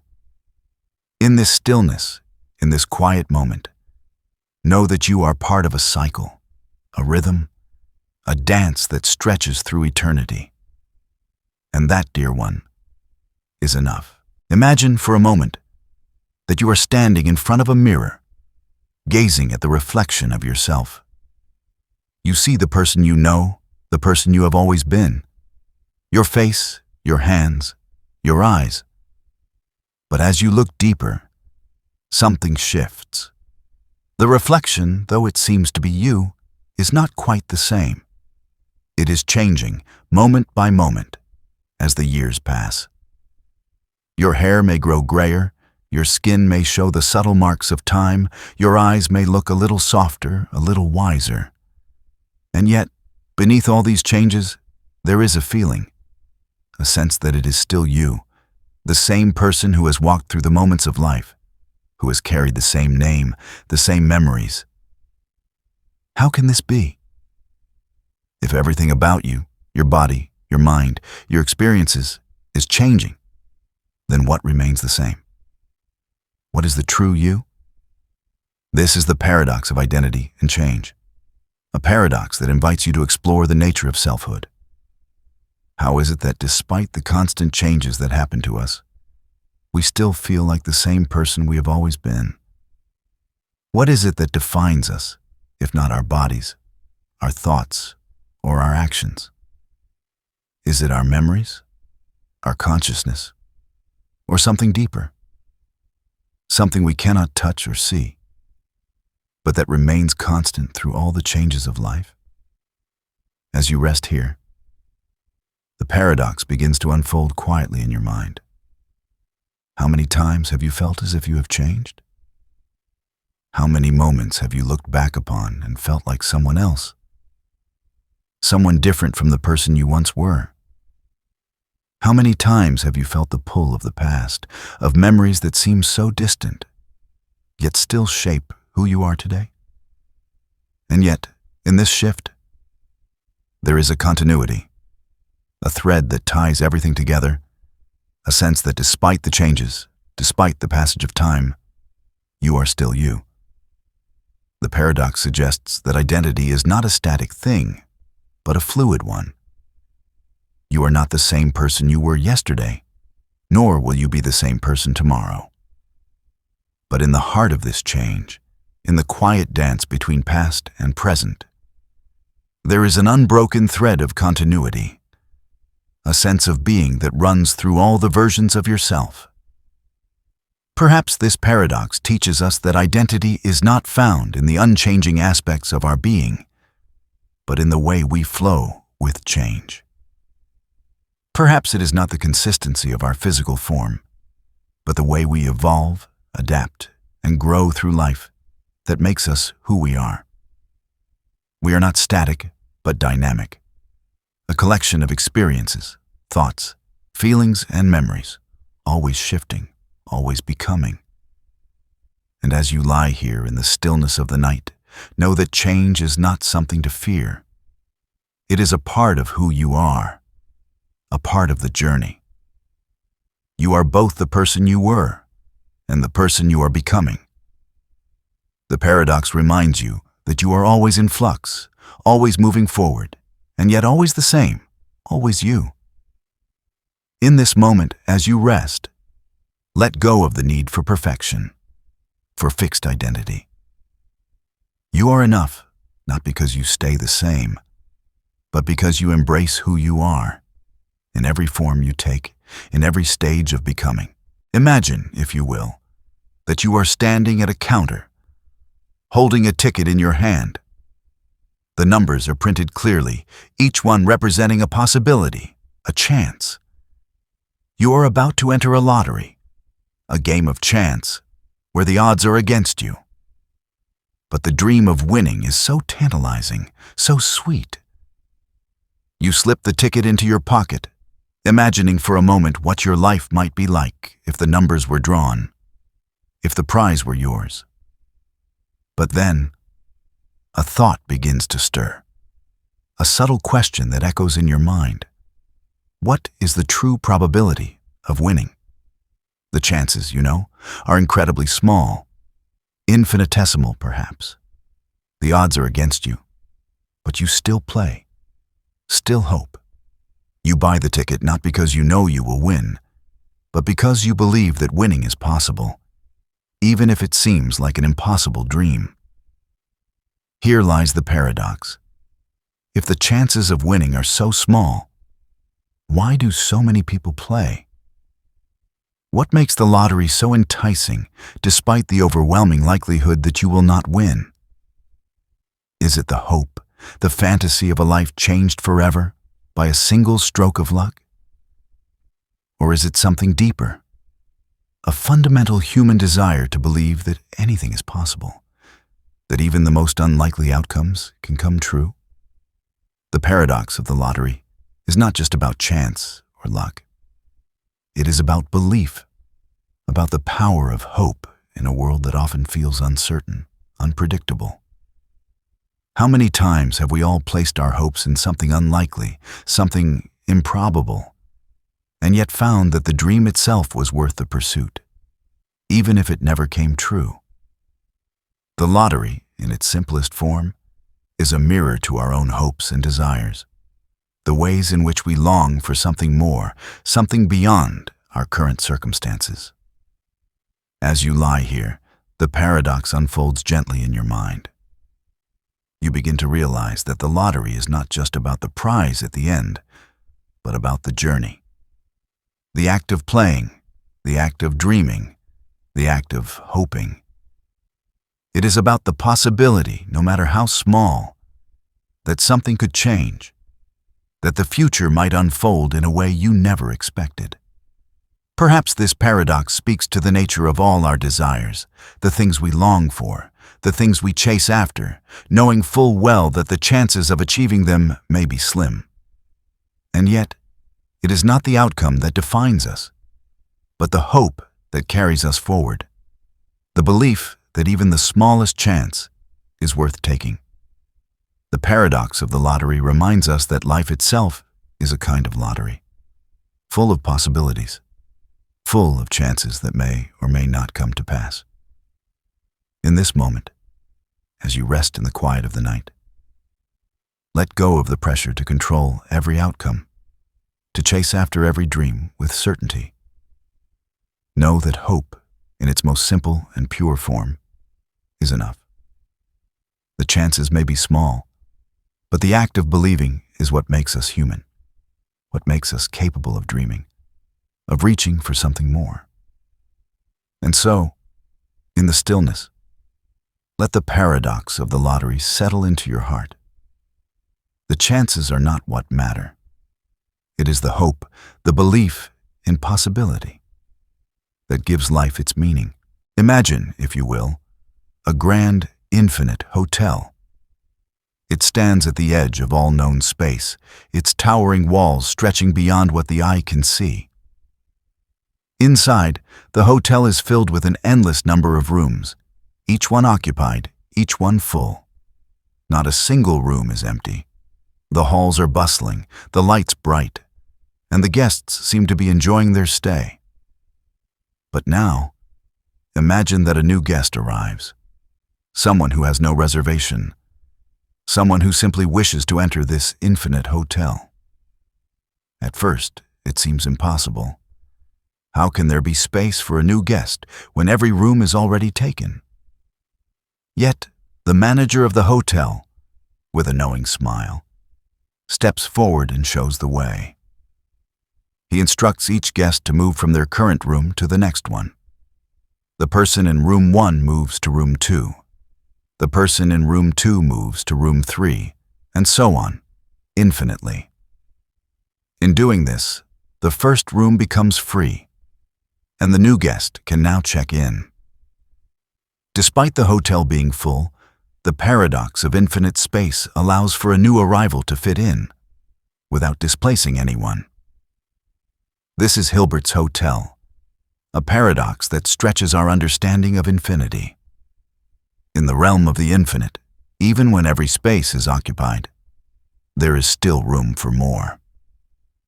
The hotel, despite its endless rooms, can always accommodate new guests, because infinity, in its essence, is not a number, but a concept that defies the usual rules of space and limitation.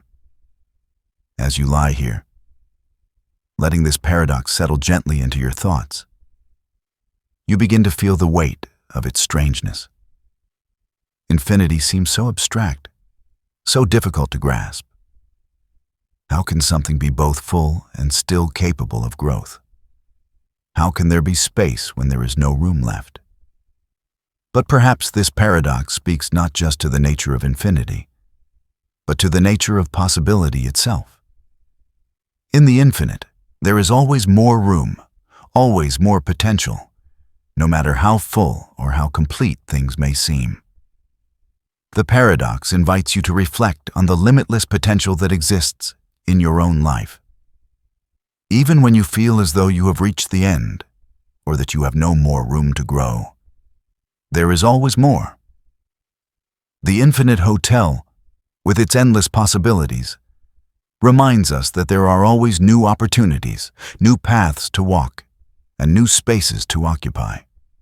Perhaps the true beauty of this paradox lies in the understanding that, just as the hotel can accommodate an infinite number of guests, so too can life hold infinite possibilities. Even when things feel full, even when the path ahead seems narrow, there is always more room to grow, to change, to evolve. The universe, in its vastness, can always create space for what is needed, for what is possible. So, as you rest here, let the paradox of Hilbert's hotel guide you. Know that, like the infinite hotel, you too have room to grow, to expand, to discover new facets of yourself and your life.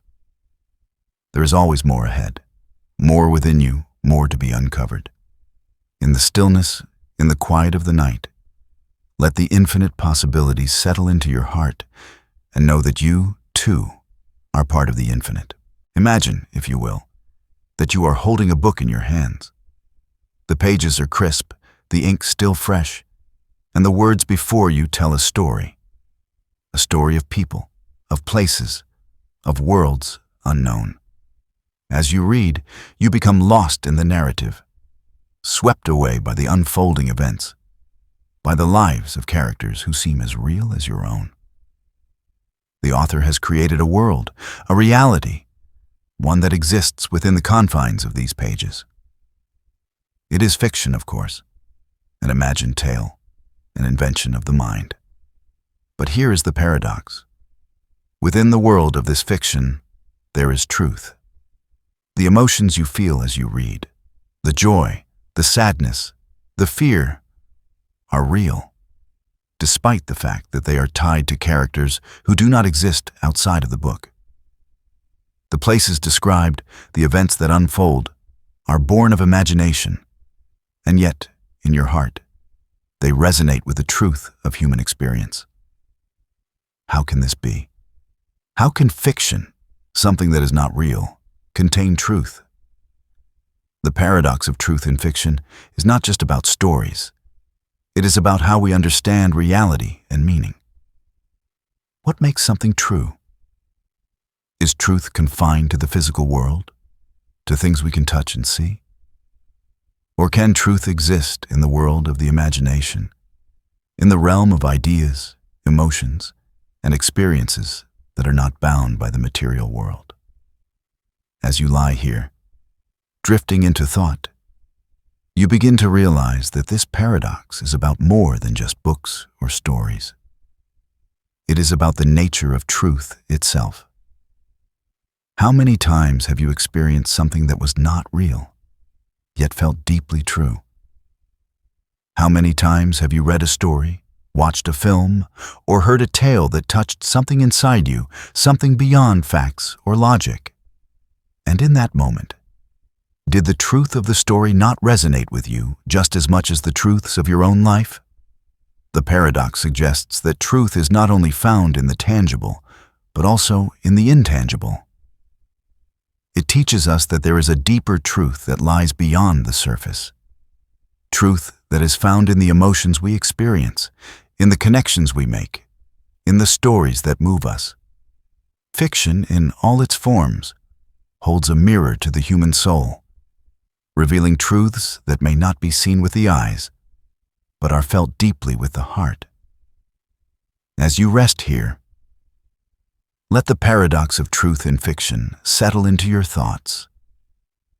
Know that the stories we tell, the worlds we create, are not separate from the truth.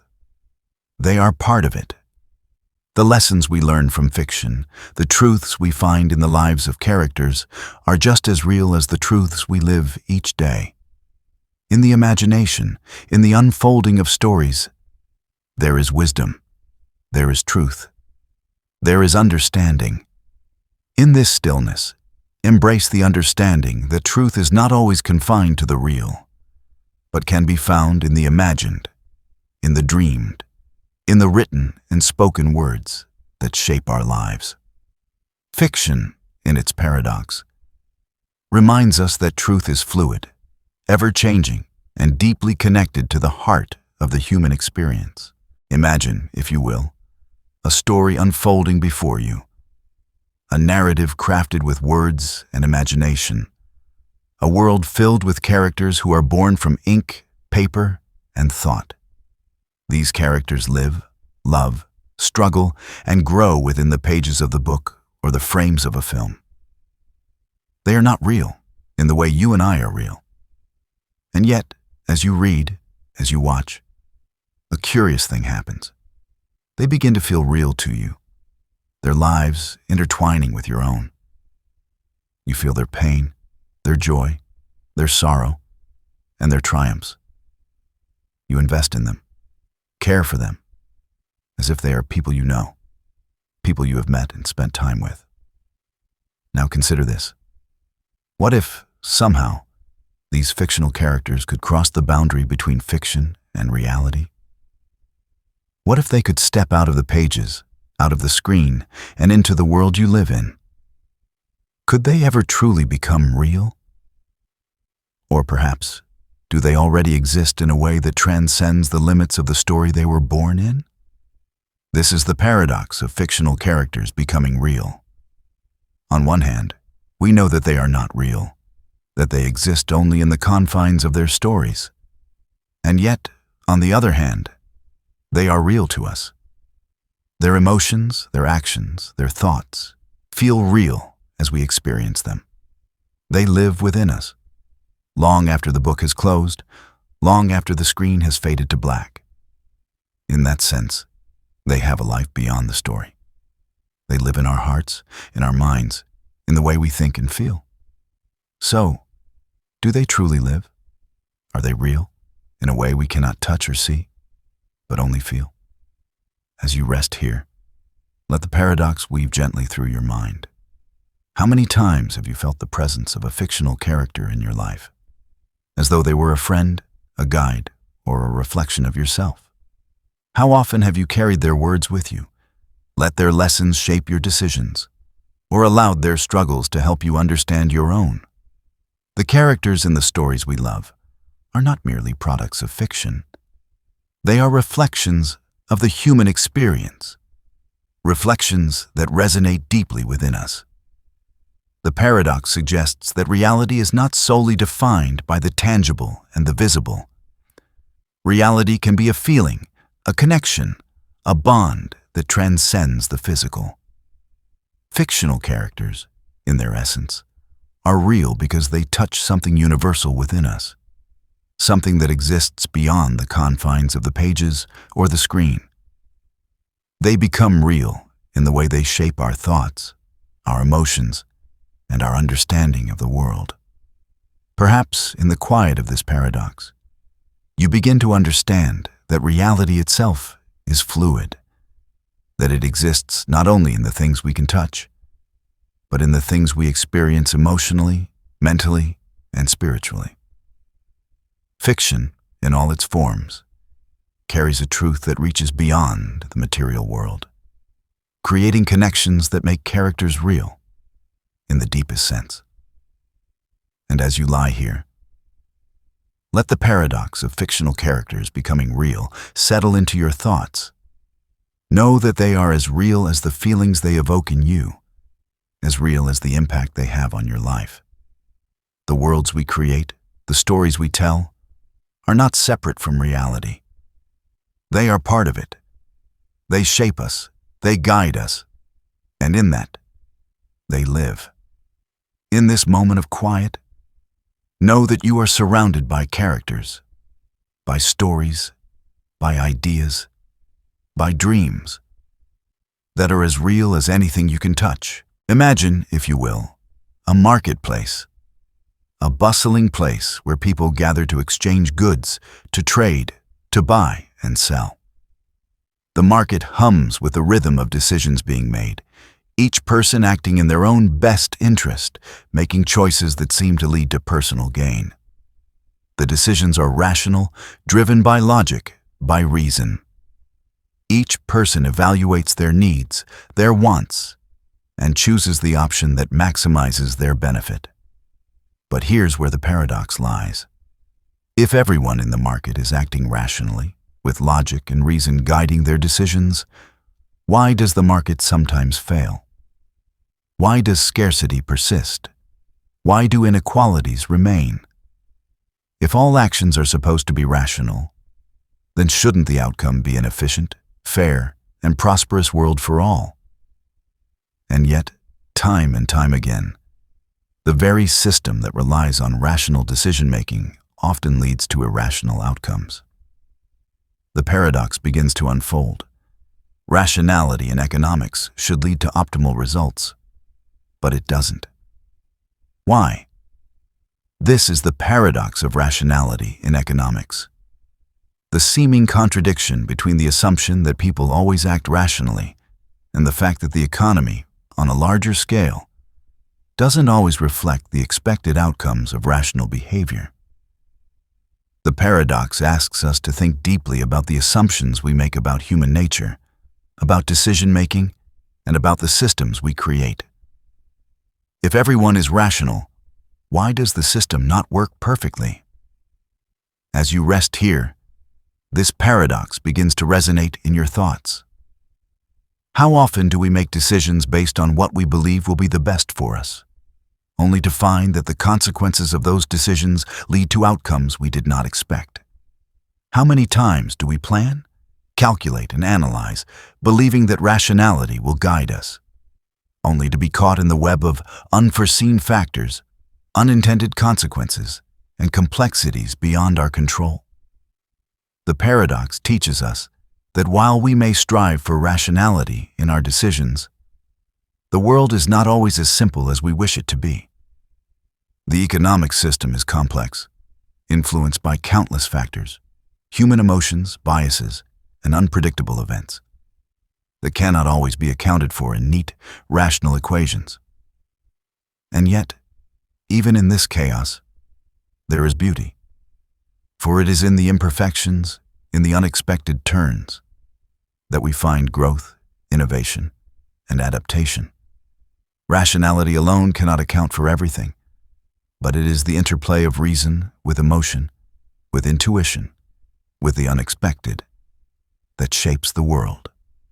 Perhaps the deeper truth of this paradox is that the pursuit of rationality is not the same as the pursuit of perfection. The economic system, like the decisions we make, is full of imperfections, full of moments that don't add up, full of choices that don't always lead to the expected result. And yet, it is in this very imperfection that we find our way forward. We learn, we adapt, we grow. And so, as you lie here, let the paradox of rationality in economics settle into your thoughts. Know that life is not always a series of rational decisions leading to perfect outcomes. It is a journey full of complexity, of surprise, of learning, and of growth. The world may not always follow the logic we expect, but it is still unfolding, still moving forward, still shaping itself. In the quiet of this paradox, embrace the uncertainty, the complexity, and the beauty of life's imperfect system. You are part of it. Imagine, if you will, a tiny particle suspended in the vastness of space, a whisper of existence.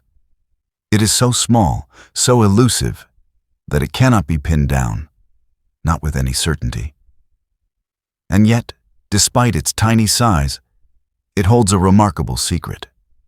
While no one is looking, it exists in multiple states at once. It is here and it is there.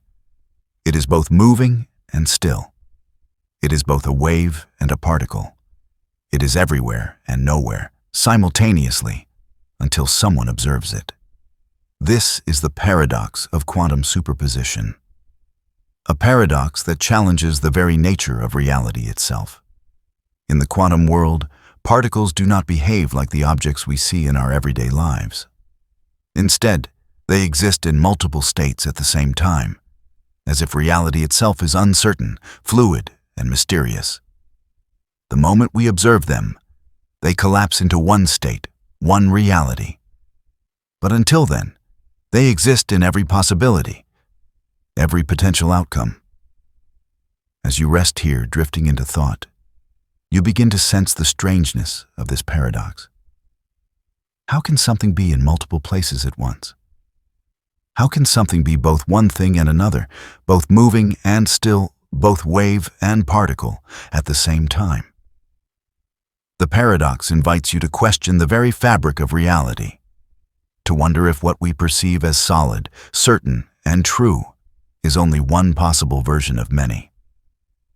Perhaps, as you lie here, you begin to realize that the paradox is not just about quantum particles. It is about the nature of possibility itself. How often do we feel as though we are at a crossroads, caught between many different paths, many different possibilities? How often do we wonder if we are truly living in the only possible reality, or if there are countless other versions of ourselves, living out different choices, different lives, each just as real as the one we know? The paradox of quantum superposition invites us to consider that reality is not a fixed, solid thing. It is fluid, dynamic, and filled with potential. Our lives, our choices, are not confined to one path. There are infinite possibilities, infinite outcomes, each existing in parallel, each unfolding in its own way. We are part of this dance of possibility, part of a reality that is not set, but rather shaped by the choices we make and the observations we create. As you reflect on this, the paradox of quantum superposition begins to settle softly into your heart. Perhaps it is not the certainty of our reality that defines us, but the infinite possibilities that lie within it. Perhaps the beauty of life is not in the answers we find, but in the questions we ask, in the many paths we could take, and in the way we navigate through the uncertainties of existence. In this stillness, let the paradox remind you that reality is not always what it seems. It is a dance of probabilities, of potentialities, of infinite outcomes waiting to be discovered. You are both here and there, both now and then, a part of a vast, unfolding universe of possibilities. Imagine, if you will, a world where what you see is not always what is real. You walk through your day, seeing the people around you, the objects in your environment, the sky above. You believe in the reality of what you see, because what you see feels so real. The colors of the trees, the faces of your loved ones, the soft glow of the setting sun, they all seem to exist in the way you perceive them. But here lies the paradox. Is what you see truly the way the world is? Or is it simply the way your mind interprets it? The paradox of perception and reality asks us to consider whether our senses provide us with a truthful view of the world. What if, instead of seeing the world as it truly is, we are seeing only a filtered version, shaped by our minds, by our experiences, by the limitations of our senses? What if the reality you perceive is not the objective reality at all, but a creation of your mind, built from the pieces of information it receives, constantly adjusted and interpreted, never fully accurate, never fully true? As you rest here, the paradox begins to gently unfold in your thoughts.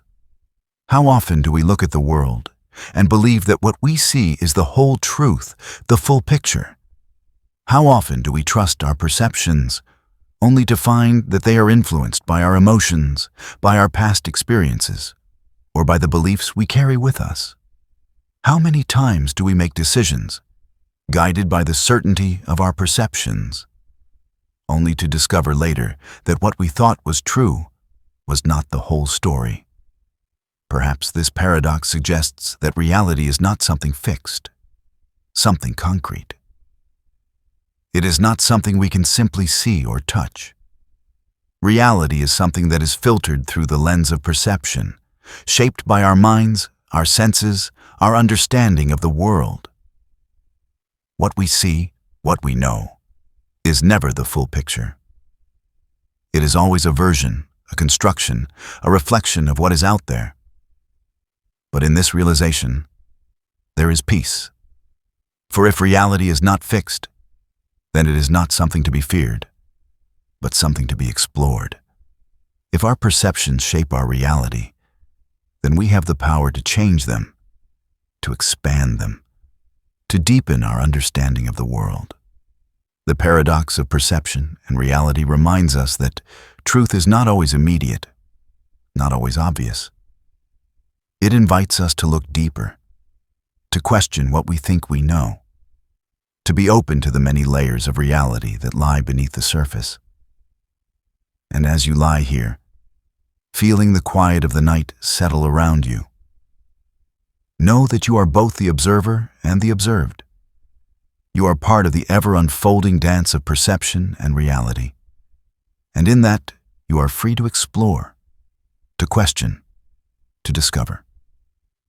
The world is not always as it seems, but in the exploration of it, in the quest for deeper understanding, there is beauty. In this moment of stillness, embrace the paradox. Know that reality is not something that can be fully grasped. It is something to be lived, something to be experienced, something to be explored in all its depth and mystery. And that, dear one, is enough. Imagine, if you will, standing at a crossroads in your life, the path ahead shrouded in uncertainty. You stand there, knowing that each step you take will lead you down a different road, each decision carrying with it the weight of possibility. You are free to choose, to act, to decide which direction to take. And yet, as you consider your choices, a question arises. Are you truly free to choose?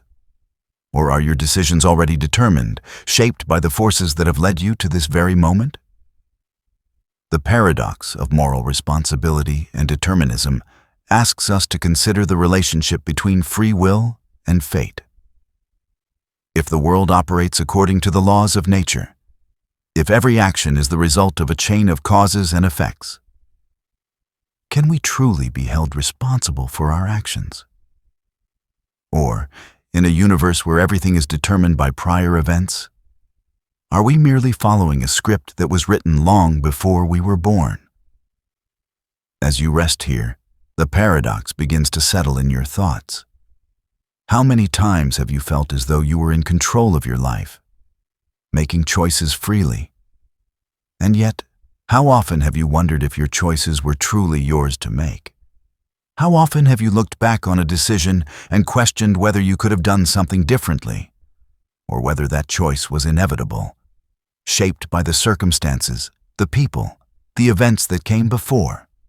The paradox invites you to reflect on the very nature of responsibility. If our actions are determined by factors beyond our control, our upbringing, our biology, the society we live in, can we truly be responsible for them? Can we be held accountable for the things we do, if the very forces that shape us are beyond our control? And yet, even as you question this, you know that accountability is a part of life. We hold ourselves and others to certain standards of behavior, certain expectations of right and wrong. But perhaps the paradox lies not in resolving the conflict between free will and determinism, but in accepting that both are part of the human experience. We are, on one hand, products of the forces that shape us, the past, the environment, the biology that governs our bodies. And yet, on the other hand, we are capable of choosing, of acting in ways that reflect our deepest values, our sense of right and wrong. We are both determined and free, bound by the chains of causality, and yet capable of stepping beyond them, creating something new with each choice we make. As you lie here, feeling the quiet of the night, you begin to realize that this paradox is not something to be solved, but something to be lived with. It is the tension between the forces that shape us and the freedom that we hold within. It is the dance between what we are and what we can become, between the past that has shaped us and the future that lies ahead.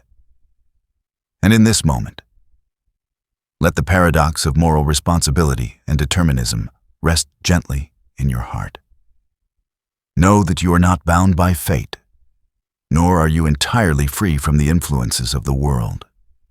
You are both, and in that balance, there is power. Your choices matter, even if they are shaped by forces beyond your control. You are both the product of your past and the creator of your future. Imagine, if you will, standing in the quietest room you can find. It is a room so silent, so still, that you can hear the very beat of your own heart, the gentle rhythm of your breath. The silence wraps around you like a blanket, soft and comforting, yet strangely intense. In this silence, time seems to stretch and bend, each moment drawn out in its stillness. There is nothing to disturb you, nothing to interrupt the peace. And yet, in this deep silence, you are aware of something else, a presence, a subtle vibration. It is not loud, not obvious, but it is there. Perhaps it is the faintest hum of the world around you, the distant murmur of life continuing just beyond the edges of your perception.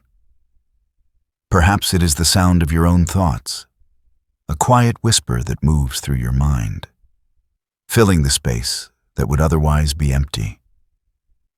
This is the paradox of silence and sound, the tension between stillness and movement, between the absence of noise and the ever-present vibration that fills the space.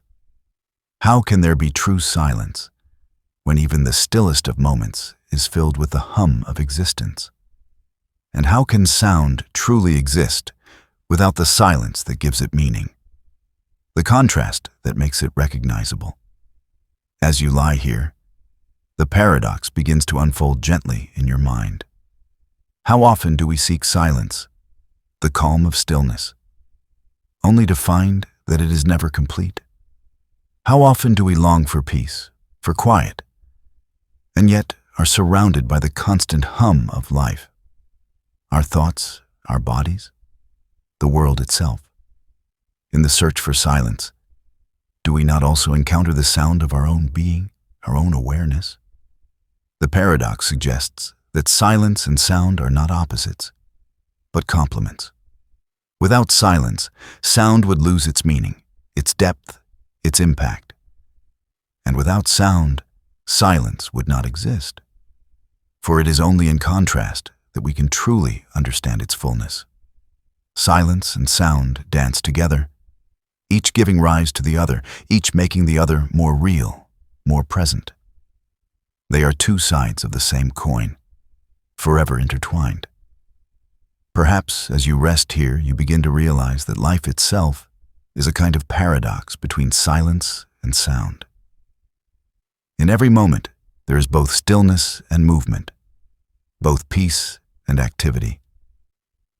The quiet of the night is filled with the sound of your breath, the beating of your heart, the distant sounds of the world continuing on. And in this balance, there is beauty. So, as you lie here, let the paradox of silence and sound settle into your heart. Know that in the stillness, there is music. In the sound, there is peace. You are part of this dance, this rhythm of existence, where silence and sound flow together, creating the harmony of life. And in this moment, in the quiet of the night, know that both silence and sound are part of you, part of the world, part of everything. And that, dear one, is enough. Imagine, if you will, two particles, tiny, invisible, distant from one another, each existing in its own corner of the universe. They are separated by vast distances, perhaps even across galaxies. And yet, in the strange and mysterious realm of quantum mechanics, these particles are connected in a way that defies the logic of the world you know.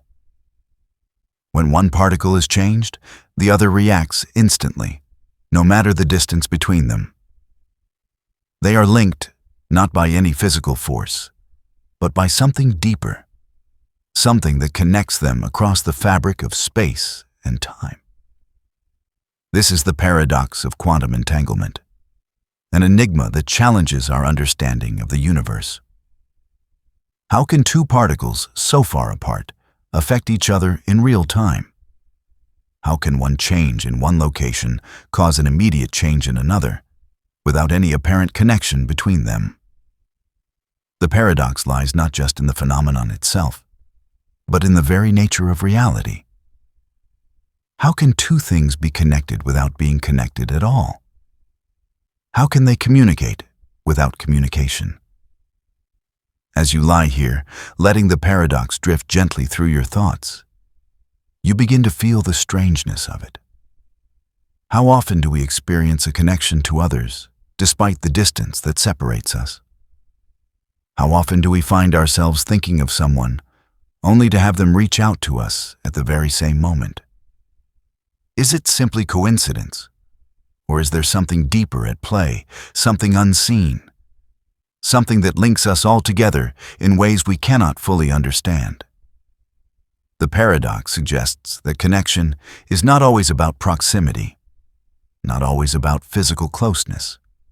In the quantum world, particles can be entangled, their fates tied together, even when they seem to be worlds apart. Perhaps this speaks to the hidden connections in your own life. Connections that transcend time, space, and logic. How often do we feel deeply connected to someone, even when they are far away, or when we haven't seen them in years? How often do we experience a deep, inexplicable bond with others, even when we cannot explain how or why it exists?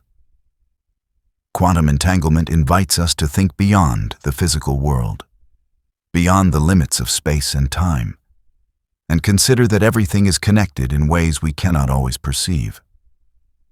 It reminds us that the universe, at its core, may be far more interconnected, far more mysterious than we can comprehend. And as you rest here, feeling the stillness of the night, let the paradox of quantum entanglement settle into your thoughts. Know that the connections we feel, the bonds we share, are not always bound by the rules of space and time. Sometimes, the ties that bind us are unseen, unexplainable, yet undeniable. In this quiet moment, let the mystery of the universe, with all its entanglements and connections, wrap around you. You are part of this vast, interconnected web, tied to all things, even when you cannot see the threads. And in that, there is peace. Imagine, if you will, a small room filled with typewriters, their keys clicking softly in the stillness of the air. In the center of the room, a monkey sits, poised before one of the machines. It presses the keys at random, no intention, no plan, just the wild randomness of its movements. The sound of the keys tapping, one after another, fills the space, but the content of the typing is chaos.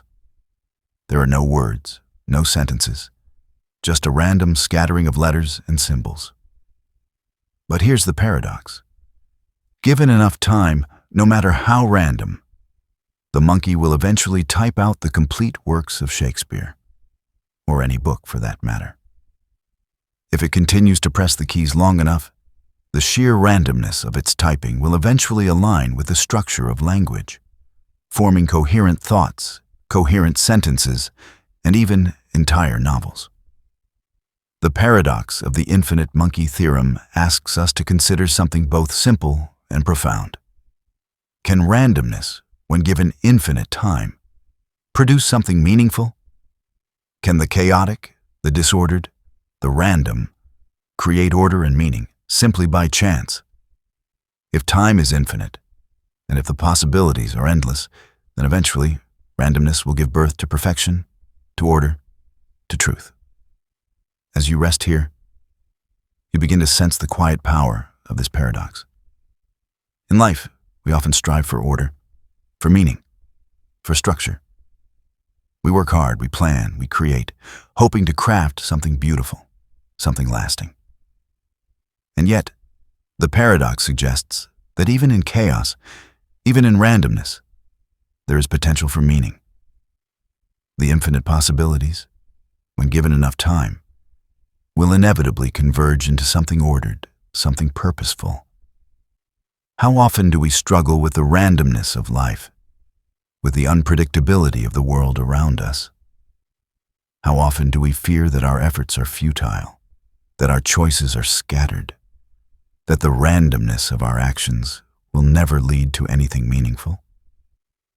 The infinite monkey theorem whispers to us that even in randomness, there is a hidden order, a quiet potential waiting to be revealed.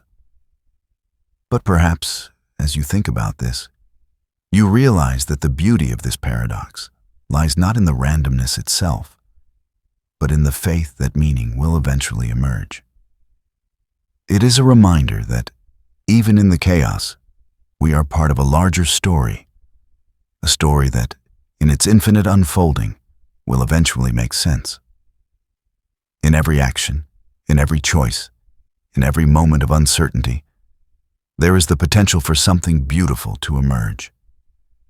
As you lie here, feeling the quiet of the night, let the paradox of the infinite monkey settle softly into your thoughts. Know that even in the randomness, even in the uncertainty, there is potential for meaning.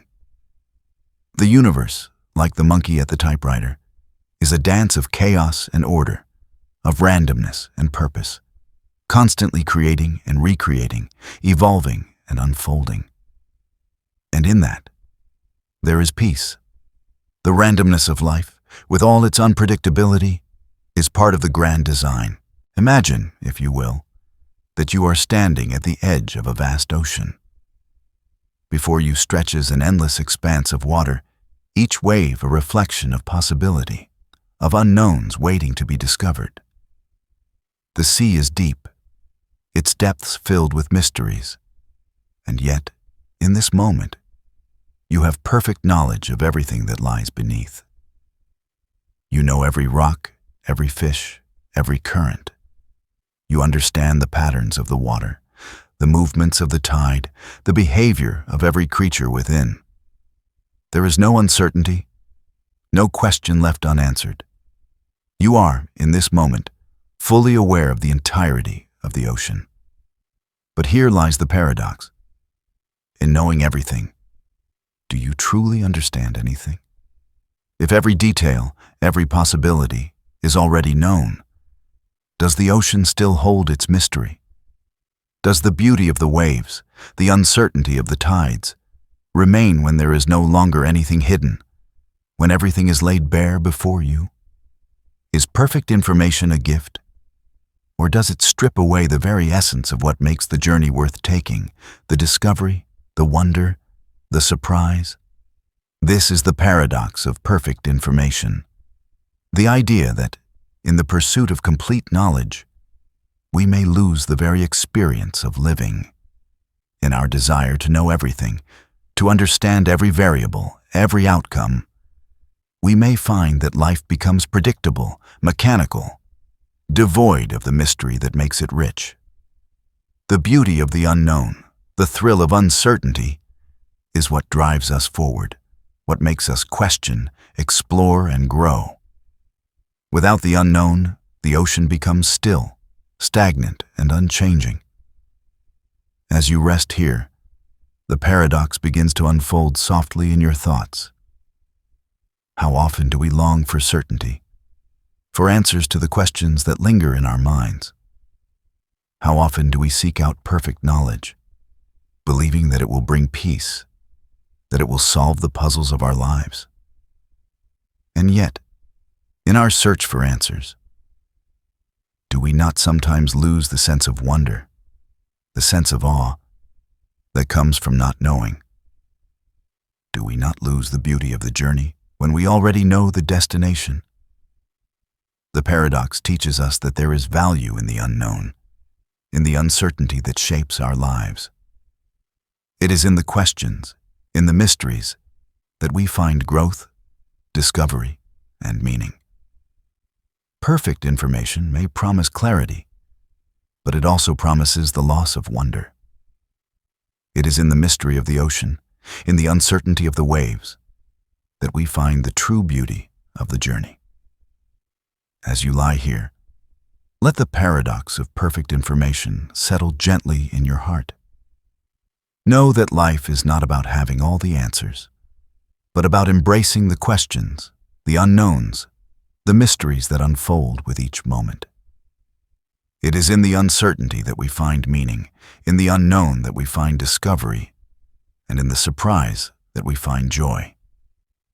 In this quiet, restful moment, let go of the need to know everything. Life is not meant to be a problem to be solved, but a journey to be lived. Imagine, if you will, a world of light, a world where love flows like a river, where kindness blooms like flowers in the spring, and where peace reigns over all. In this world, the divine exists in all its glory, benevolent, all-powerful, and all-good. It is a world where suffering should have no place, where pain is a distant memory, and where the forces of evil have no power. Yet, as you look around, you see something different. You see the shadows, pain, suffering, cruelty. You see the injustice, the hate, the moments of darkness that creep into the world despite the promise of goodness. How can this be? How can a world created by a benevolent, all-powerful God be filled with so much evil? This is the paradox of God and evil, a paradox that has haunted philosophers, theologians, and thinkers for centuries. If God is all good, all-knowing, and all-powerful, how can evil exist in the world? Why would such a force allow suffering, allow cruelty, allow pain to touch the lives of the innocent? If God can prevent all suffering, why does evil persist? As you rest here, the paradox begins to unfold softly in your mind. How often have you asked these very questions, sought answers that seem just beyond your grasp? How often have you looked at the world and wondered why suffering exists? Why pain touches the hearts of the good, why the wicked seem to prosper while the righteous struggle? The paradox stirs something deep within you, something that longs for understanding, for resolution, for an answer to the mystery of good and evil. Perhaps, as you consider this, you begin to realize that the paradox is not just about the existence of evil, but about the nature of free will. If God is all good, then perhaps the world was created with the freedom for beings to choose love or hate, kindness or cruelty. Without this freedom, could goodness truly be good? Could love truly be love if it were not a choice freely made? Perhaps the presence of evil is not a contradiction, but a consequence of the freedom that allows love to exist. And yet, there is comfort in the paradox. For if evil exists alongside good, then so too does the potential for goodness to triumph, for love to rise above hatred, for light to shine through darkness. In the presence of evil, we are reminded of the power of choice, of the power of love, of the ability to create meaning in a world that is not perfect, but full of potential. It is in the struggle, in the questions, that we find our deepest growth, our deepest understanding of what it means to be human, to be divine. As you lie here, let the paradox of God and evil settle gently into your heart. Know that the existence of suffering does not diminish the goodness of the divine. It is part of the complex fabric of life, a life that is woven with both light and shadow. The divine, in its wisdom, allows for freedom, for choice, for growth. It does not promise a world free of suffering, but a world where love can flourish, even in the midst of darkness. In this quiet moment, know that you are part of this world, part of this beautiful, complex dance of good and evil. The light and the darkness are not separate, but together they create the whole, the depth, the richness of existence. Imagine, if you will, a group of blind men, each standing before an elephant. They cannot see the creature, but each one reaches out, touches a different part of its vast body. One man touches the trunk, and he declares, "The elephant is like a thick snake, long and flexible." Another touches the side and says, "No, the elephant is like a wall, flat and smooth." A third man grasps the leg and exclaims, "The elephant is like a tree, solid and sturdy." The last man touches the tail and insists, "The elephant is like a rope, thin and flexible." Each man, touched by the elephant, draws a conclusion based on his own limited experience. Each one is confident in his perception, each one believes his truth to be the whole truth. But none of them is completely correct, because each has only touched a part of the whole, and none has the full picture. This is the paradox of the elephant and the blind men, a parable that illustrates the limits of human perception and understanding. Each of the blind men has a piece of the truth, but none has the whole truth. And yet, each believes that his version is the complete reality. The paradox asks us to reflect on how often we too are limited by our own perceptions, by the small slices of truth that we experience, and how those truths can shape the way we see the world. As you lie here, resting in the quiet of the night, you begin to realize that this paradox is not just about the blind men and the elephant. It is about the way we all experience the world. How often do we grasp a part of reality and assume it is the whole? How often do we hold on to our perceptions, our beliefs, with such certainty, only to discover that there is much more beyond our view, much more that we cannot see, cannot touch, and cannot understand. The paradox of the elephant and the blind men teaches us the value of humility and the importance of recognizing the limitations of our own perspective. We each see the world through the lens of our experiences, our biases, and our understanding. But those lenses are not the whole picture. The truth is often larger, more complex, and more multifaceted than we can perceive in a single moment. Perhaps this paradox invites us to approach life with a deeper sense of openness, to listen to others' truths, to acknowledge the parts of the whole that we cannot see. It asks us to be aware that our understanding is incomplete, that our version of reality is only a piece of something much greater. And so, as you rest here, let the paradox of the elephant and the blind men settle gently in your thoughts.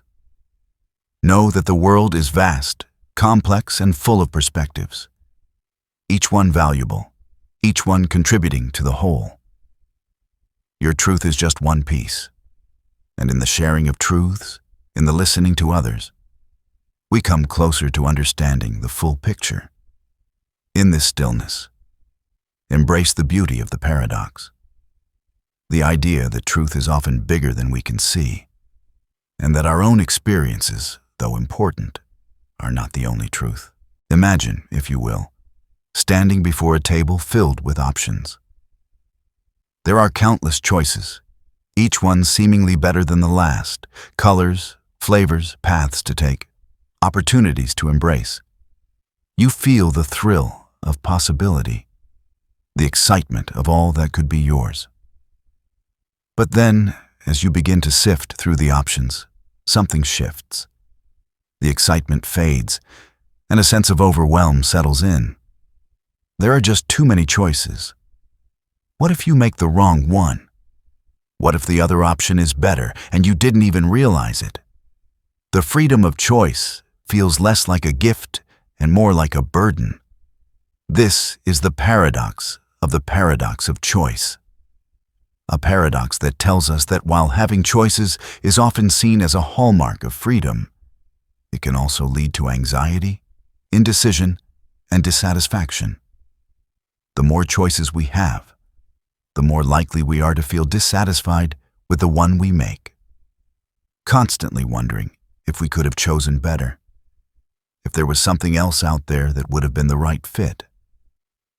As you rest here, you begin to realize the subtle twist in this paradox. We seek choice because we want freedom, because we want the power to shape our lives according to our desires. But when faced with too many options, that same freedom begins to weigh us down. We feel the pressure to choose wisely, to avoid regret, to find the perfect option. But in the search for perfection, we often miss the joy of simply making a choice and moving forward. The paradox of choice teaches us that freedom is not just about having endless possibilities. It's about the ability to make a choice, any choice, and move with it. It's about the courage to commit to a path, knowing that no decision is ever truly perfect, and that all paths have value, even the ones that don't lead to exactly what we imagined. As you lie here, think of the choices you have made, both big and small. How many times have you stood at a crossroads, paralyzed by the weight of possibility, afraid to make a decision for fear of making the wrong one?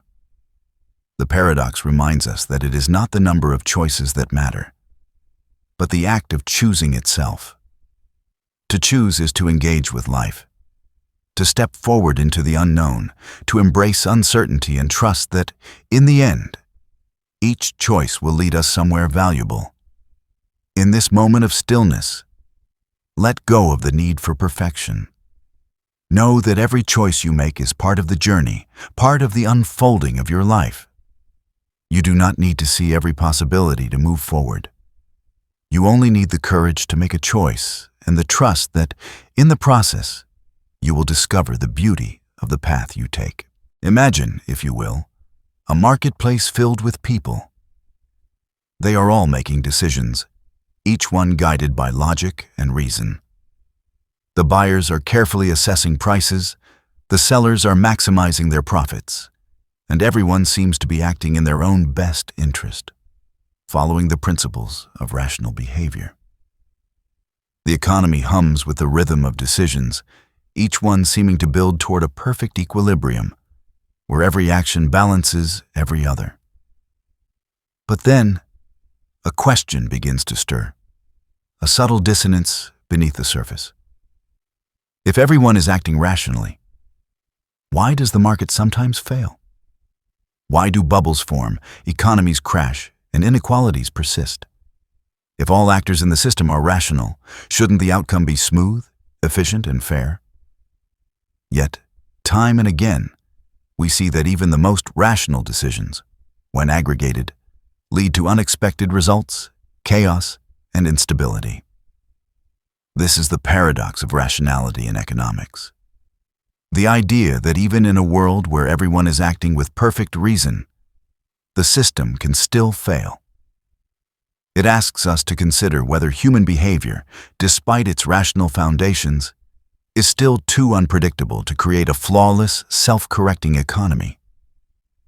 If individuals act in their own self-interest, why do those actions not always lead to the collective good? As you rest here, letting this paradox unfold in your thoughts, you begin to feel the complexity of it. How often do we make decisions in our own lives, believing we are acting rationally, only to find that the outcome is not as we expected? How often have we thought that if we followed the logical steps, everything would work out, only to find that the world is far more unpredictable than we anticipated? The paradox teaches us that while rationality is important, it is not always enough to guarantee the outcomes we desire. The market, like life, is full of variables that cannot always be controlled. Even the most well-laid plans can lead to unintended consequences, simply because human behavior is influenced by more than just logic. It is influenced by emotions, biases, and social dynamics, forces that can push the system away from the equilibrium we hope to achieve. Perhaps the deeper truth of this paradox is that while rationality is a powerful tool, it is not the only tool we need. The economy, like life, requires more than just logical decisions. It requires empathy, cooperation, and an understanding of the unpredictable nature of human interactions. In a world where rationality is often the guiding principle, it is the unexpected, the irrational, that often shapes the future. And so, as you lie here, let the paradox of rationality in economics settle into your thoughts. Know that even in the pursuit of logic, there is room for the unknown, the unexpected, and the human heart. The system is not perfect, but that imperfection is what makes it real, makes it dynamic, makes it human. In this moment, embrace the complexity of life. Trust that while we cannot always predict the outcome, the journey itself is meaningful, even in its uncertainty. Imagine, if you will, that you are standing at the edge of a great river. The water flows steadily before you, moving with a rhythm that is both constant and ever-changing. The river seems to stretch endlessly into the distance, its course never the same from one moment to the next, yet always moving forward. The flow of the water, the sound of it, the sight of it, all are reminders that time, like this river, never stands still. And yet, in this river, there is a paradox. For as you watch the water, you realize that every moment of it is both new and the same. The water is constantly changing, constantly flowing, and yet it is always part of the same river. No single drop of water is ever the same as the one that came before. Yet the river remains the same, always moving forward, always unchanged. The paradox of time and change lies in the fact that everything changes. but somehow the essence of what we are remains the same. As you rest here, the paradox begins to weave gently through your thoughts. How often do we feel as though we are moving forward, changing, growing, only to look back and realize that we are still the same in some fundamental way? How often do we experience the passage of time and wonder how we can feel so different and yet so unchanged at the core? The paradox speaks to the dual nature of time, its ability to both transform and preserve. Time moves forward, and we move with it. The world around us shifts, evolves, and yet there are parts of us that remain untouched by the flow of time. We are both shaped by our experiences, and yet, in some ways, we remain unchanged, anchored by the essence of who we are. Perhaps, as you reflect on this, you begin to understand that the beauty of time lies not in its ability to freeze moments, but in its ability to carry us forward. The paradox of time and change is not about trying to preserve the past or stop time in its tracks, but about embracing the flow, about moving with the current, knowing that every moment carries with it the possibility of transformation, even as it remains connected to what has come before. And so, as you lie here, let the paradox of time and change settle into your thoughts. Know that you are both changing and unchanged, that you are part of the river that flows forward, yet rooted in the essence of who you are. The flow of time is not something to be feared, but something to be embraced, for it is through change that we find growth, and it is through the passage of time that we are reminded of the continuity of our existence. In this moment of stillness, know that you are part of the infinite flow, part of the river that never stops, yet always returns to the same source. And that, dear one, is enough.